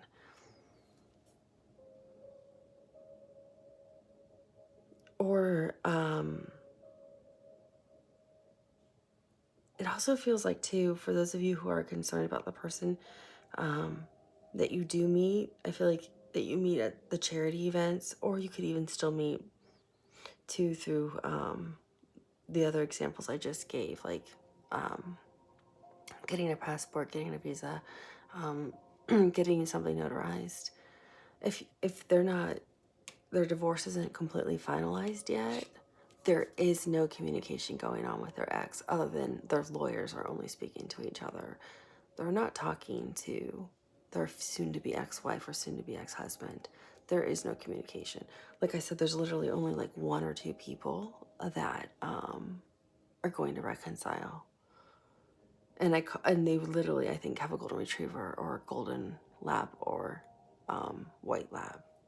There's literally only 2 people who are going to watch this entire thing for pile number 3 that are going to reconcile with an ex, and they haven't even completely finalized their divorce. Otherwise, the rest of you, this is saying they're not talking to their ex to reassure you. So I want you to feel good about that. Don't worry, nothing like that is happening. Nothing shady is going on.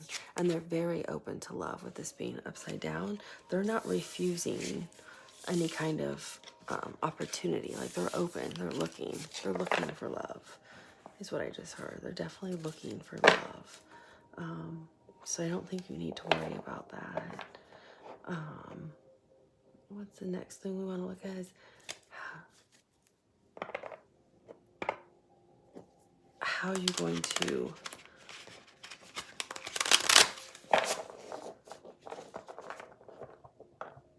recognize this person. Okay, I'm going to pause this while I shuffle the cards, and then we're going to look at how will you recognize this person. It's 1 minute, pile number 3. Okay, pile number 3, we're going to look at how are you going to recognize this person when you meet them. How are you going to recognize this person when you meet them? How are you going to recognize this person when you meet them? How are you going to recognize this person when you meet them? How are you going to recognize this person when you meet them? You know, the one thing I noticed between all the piles is I shuffle them all again. Same cards keep coming out again and again and again. It's like Spirit wants to say, these are the important cards. Why you keep asking me? How are you going to recognize this person when you meet them? How are you going to recognize this person when you meet them? How are you going to recognize this person when you meet them? And can we have some cards on timing, please, Spirit? Some cards for timing. Some cards on timing. Some cards on timing. Some cards on timing. Okay. How many are there? Can't take all those. Take the first 2.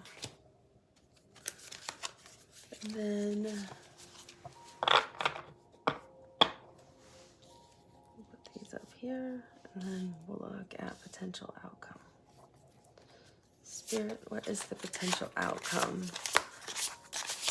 for pile number 3? What is the potential outcome for pile number 3? What is the potential outcome for pile number 3?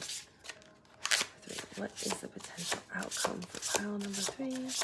What is the potential outcome for pile number 3? What is the potential outcome for pile number 3?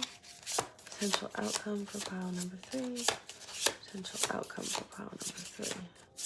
Potential outcome for pile number 3.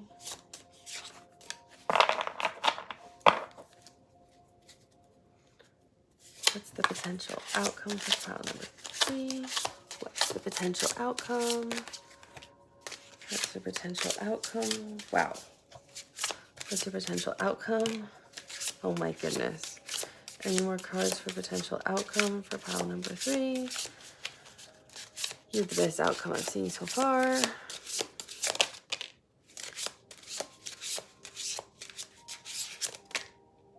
Okay.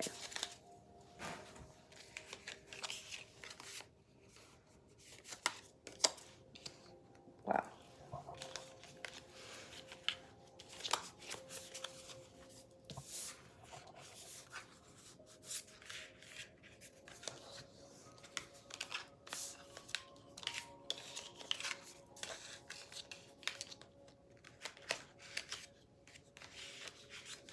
Your outcome is unbelievable. And it's a lot of cards too. So I'm going to have to try to stagger them to get them all here. Okay. But funny, some of these cards are just like a repetitive theme.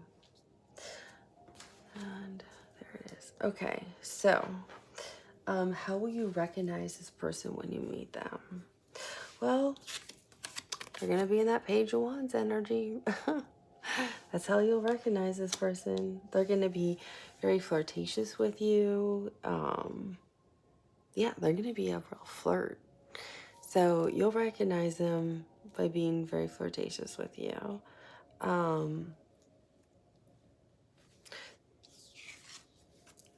You also have the Six of Cups here, which is that soulmate energy. So, and it's also past life energy. It's so I feel for like a lot of you, it's gonna be somebody you meet and it's just this instant, I have no idea how I know you, but I know you. It's gonna be somebody you feel like you can instantly just talk to and tell some of your, it's kind of like what I said with the Hermit card. You can tell some of your like deepest, darkest secrets to and know they're safe. Because they're not going to tell anybody else. You can tell them things you don't tell anybody else. And you don't know why you feel you can trust this person because you haven't known them or you haven't known them that long. But you're telling them things you wouldn't tell anybody. No one else even knows but you. They're your own personal deep secrets. Things that you're afraid to even say because you think people would think you were crazy or would think, well, that's a silly idea. Who would ever do that? But it's something you can tell this person because you feel like you've always known each other because you have. It's somebody you've had lives with before. For some of you, it might be somebody you actually knew in childhood and were really good friends in childhood and just haven't seen each other in like 15 to 20 years. For that group that I said, there was one or two of you that had either a golden retriever, a golden or white lab with, you don't actually finalize the divorce because this is also a reconciliation card. So I really feel this is still saying you'll recognize it because you're going to reconcile and you're not going to finalize your divorce. You're also going to recognize them because they're going to be in search of their soulmate. Because we have the Five of Cups, and the Five of Cups can be missing someone. It can be sad. It can be mourning. It can be grief. But that's not what I'm seeing here. I'm seeing this person looking to that home over there. They're not even... Usually this card depicts somebody looking down at the cups like they're really sad and they're looking at like the love that's lost. They're not. Look how beautiful this ocean, this lake is. They're looking to that home over there. Look how his head's straight ahead. Like, oh wow, that's where I'm moving to. And I'm moving there with my soulmate. So you're going to recognize them as somebody who's definitely had a past and has had heartbreak in their life, as you might have as well. And I also said I felt like this is one of you, I feel like is probably older than the other in this pile, number 3. I didn't quite get that vibe in the other one for some reason. But I get that in this. And they're financially secure and stable. Because see, that's their home. So I feel like they have land, they have home, they have that financial security and stability, but they're already looking to the future of where they're going and where they're heading. They have that knowledge. So you'll recognize that. Some of them may still have sadness. Some of them may have lost a spouse.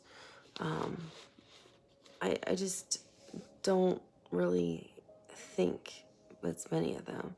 I think they're going to be this fun, flirtatious behavior, somebody you can tell anything and everything to and just naturally trust them. That's how you're going to know it's them.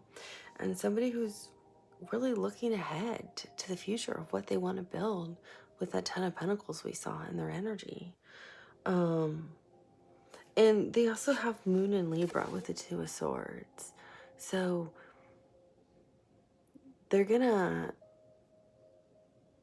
share, like I said, some of their fears with you, I think, what they're afraid of in terms of connections and heartache, and also what they want to make sure you're in alignment. Because they're with you, I feel like they're going to think they're at a crossroads, because that's being at a crossroads, right? With the swords being crossed like that.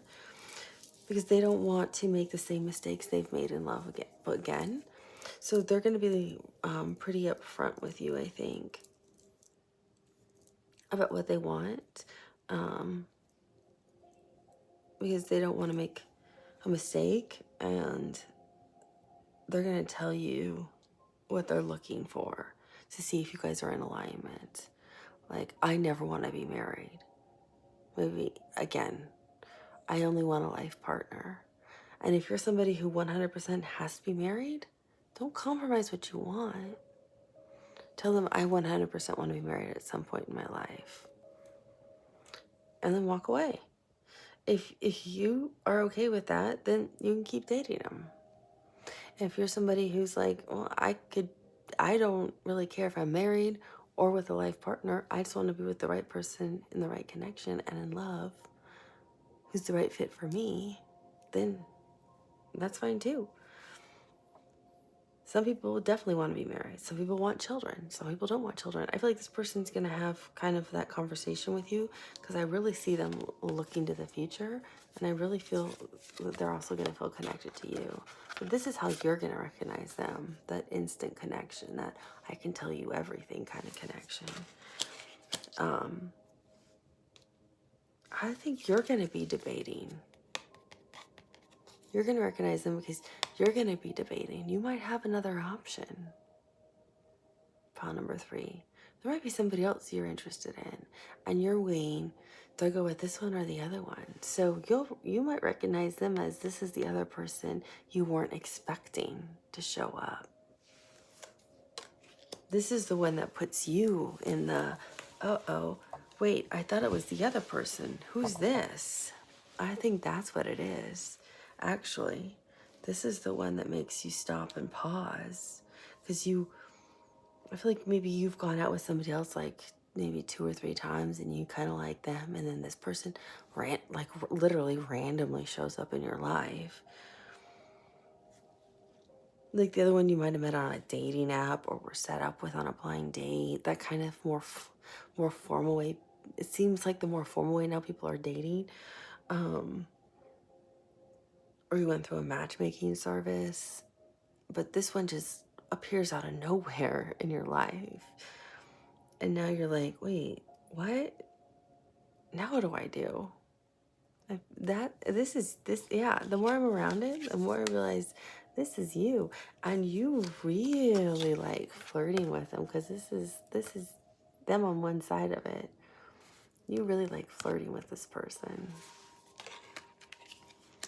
So I think that's how you're going to recognize this person, is the flirtatious nature of them. Yeah, I'm covered in the chills. So those of you who are new to the channel, if I'm covered in the chills, it's usually my guide confirming what I'm hearing, feeling, or seeing. I get covered in the chills. So you'll be in that energy. You're actually the one who's dating 2 people. Good job, pile number 3. Never settle. So for timing, we have 6 of Swords as our first card. We've got 2 cards, but let's focus on the 6 of Swords first, which I believe is Mercury in Aquarius. Yep. So what are we getting for timing with this, Spirit? What do you want me to focus on? I'm seeing a sunrise or a sunset. I can't tell. But there's something in here red that they're really highlighting. Oh, it's a dog.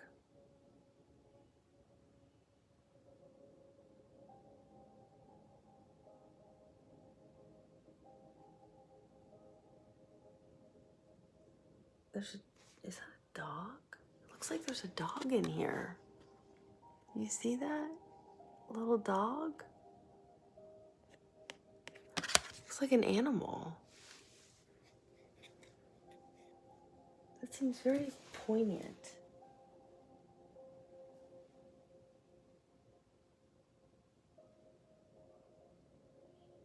So puppies are usually born in the spring, and they're also usually born in the winter. But the year of the dog, I know we're in the year of the dragon for Chinese and Vietnamese New Year, is starts February 10th. But when is the year of the dog? I do not know.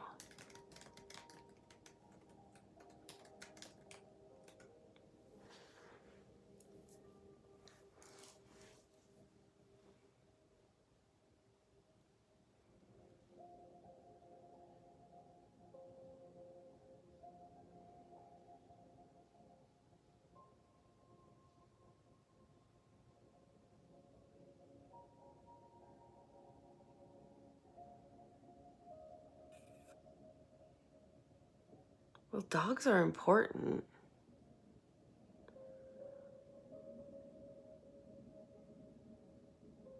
Because I also said I thought you would meet potentially like at a charity thing related to animals. So maybe you volunteer in a shelter related to dogs. Because there's something important about a dog on this. They never depict a dog on. I've never seen a dog before ever in the Six of Swords.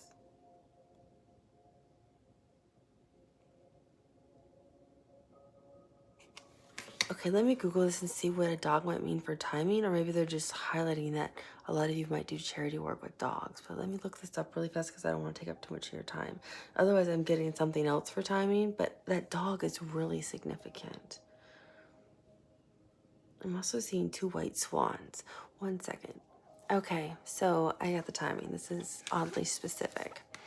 So the dog, they never show dogs, and the dog is very important. And I recalled how important the golden retriever was that I kept referring to several times. So I looked up about golden retrievers, and golden retrievers usually carry their puppies for 63 days. So I counted out 63 days, and that is approximately March 17th or through March 19th.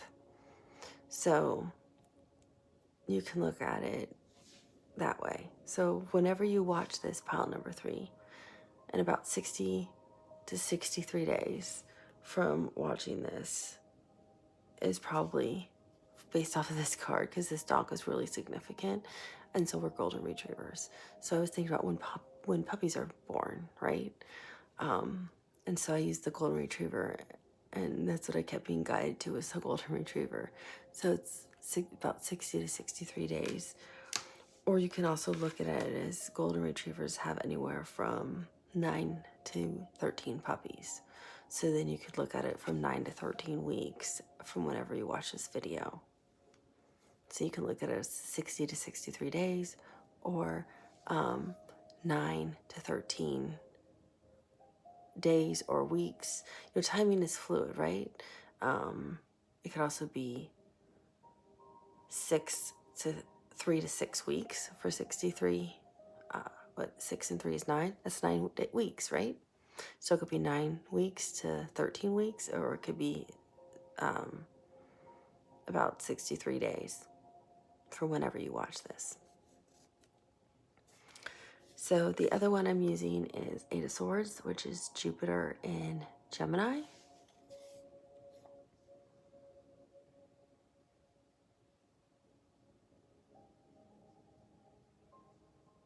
And I'm hearing when the crow cries or when the crow flies. I have no idea what that means. So I have to look it up. When I don't know what that means. Sometimes I'll get really weird things. When the crow, it's when the crow flies.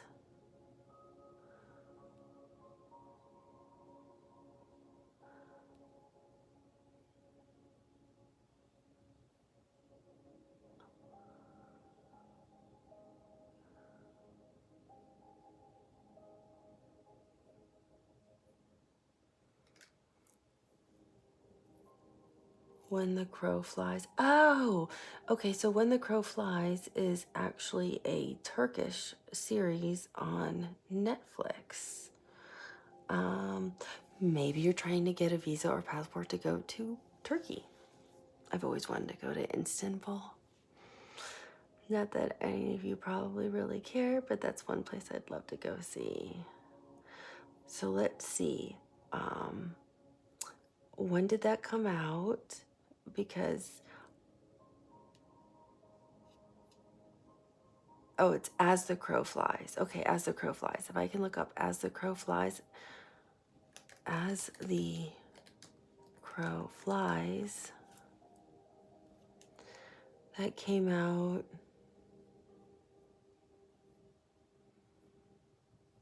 Because that'll give me a month or a year.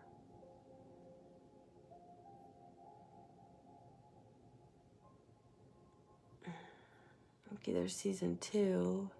So I guess there's a season 1. Okay, so it could either be June, or it could be in 6 months, which would also be June, right? It's the 1st. June is the 6th month. So June, which is funny because look, Gemini in Jupiter, Gemini season starts in June. Isn't it funny how spirit works? Or when did season 2 come out? What year?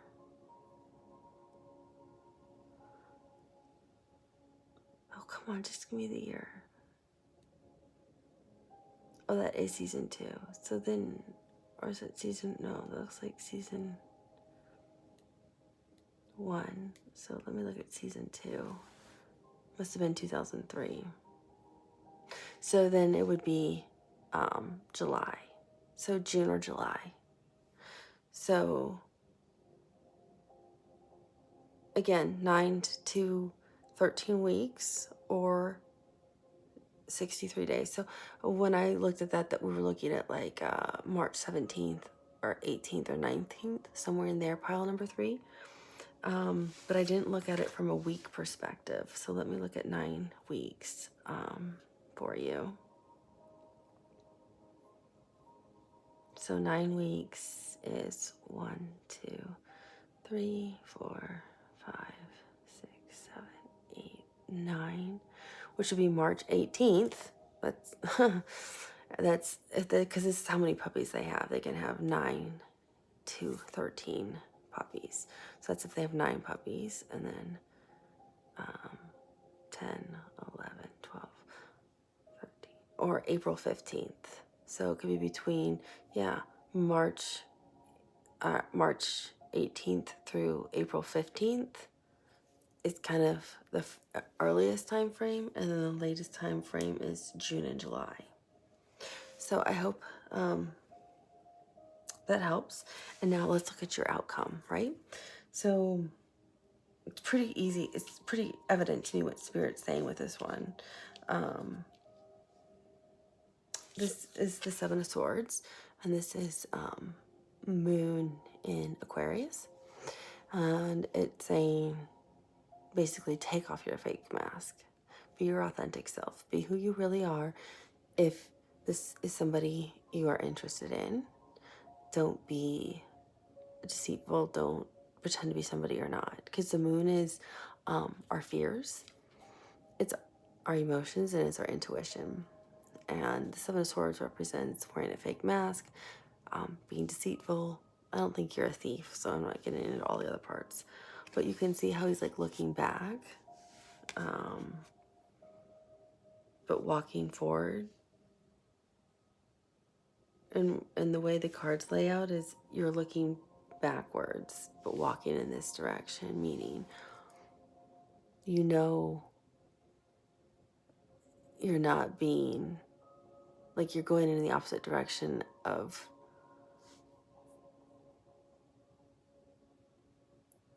like where the house is that he's like, this person's like created and stuff. it's like you're not being your true self. So it's like, take off the mask. If you are your authentic self, you can have this outcome. And so the outcome is quite something. It's the Hierophant, which can represent marriage. It's Taurus Major Arcana. A mentor, a teacher. It's also tied to what's part of our higher life purpose, which is also the Six of Cups, part of our higher life purpose, part of our soul contract, right? Part of what we said we want to do while we're here on Earth. Because I have to cover part of this up. It's connected to the Lovers. This is Gemini energy. And look, again, the angel. You're being divinely guided to each other, I think. And you got the sun right here above it. So the Hierophant next to the Lovers speaks of a pretty strong marriage connection. Like a pretty strong soulmate connection for marriage. If you are your true authentic self. If you want to wear a fake mask and pretend to be somebody you're not, this person can't fall in love with the real you. So don't be the fear side in the moon of Aquarius. Be your real self. Unless you are a moon in Aquarius, then then be that, because that's who you are when you love someone. But be who you really are. No matter who you are, they have to love the real you. If they can't love the real you, then they're not worth being with. So you can't be afraid to be who you really are, is what the outcome is. And part of your guidance. It's saying, be you. Because then you can be the Lovers, because this person wants marriage. And on the other side of the Lovers that's paired with the Hierophant is the Sun card. You'll just be rained down with sun. And the sun is ruled by the sun, but it's also part of Leo energy, because the sun is the planet that rules Leo. And that means, and Leo rules the heart. So your heart will be completely open to love if you're willing to be your authentic self. And they will then be their authentic selves. So you both can fall in love with both of who you really are and be the Lovers. And the Hierophant can marry you if you both want marriage, or be life partners of those which you both want. Just take it as it resonates.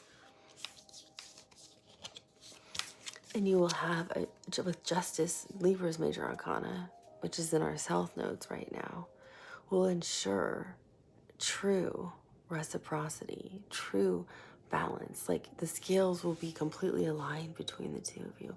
You will have true harmony in your relationship. Truth will always be spoken. Because he has the sword too, like the King of Swords does. So you will always speak to each other honestly and truthfully, with sincerity. And again, the sun's behind him.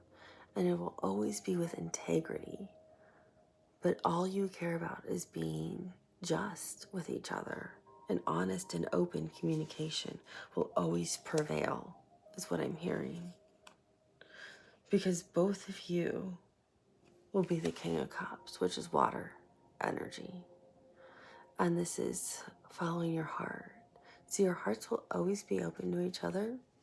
When you communicate, you will both communicate from a loving place. You will both love each other unconditionally and accept each other for, I'm hearing, your faults or what you view as your weaknesses. The others, you will not see the person's weaknesses as a weakness, and they will not see your weakness as a weakness.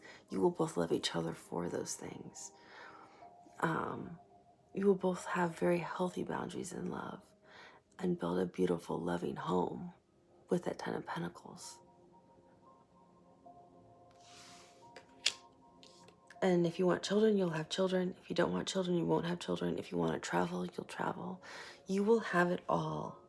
You will, it's like that true fairy tale soulmate, loving relationship, if you want it, it's in pile number 3. And it's for yours. It's for yours for the taking if you are your true self with them when you meet them and you're honest when you meet them. They're going to be a very receptive energy and just accept you for who you are because you're going to do the same for them. I know I would click on pile number 3 if I was watching this right now. This is the one I would want because this is a beautiful energy. So it doesn't matter if they don't show up. Whenever you watch pile number 3, it doesn't matter. It doesn't matter if they don't show up for 9 to 13 weeks. If you're watching this in August, who cares if you have to wait 13 weeks? If this is the kind of love you get, it's worth 13 weeks.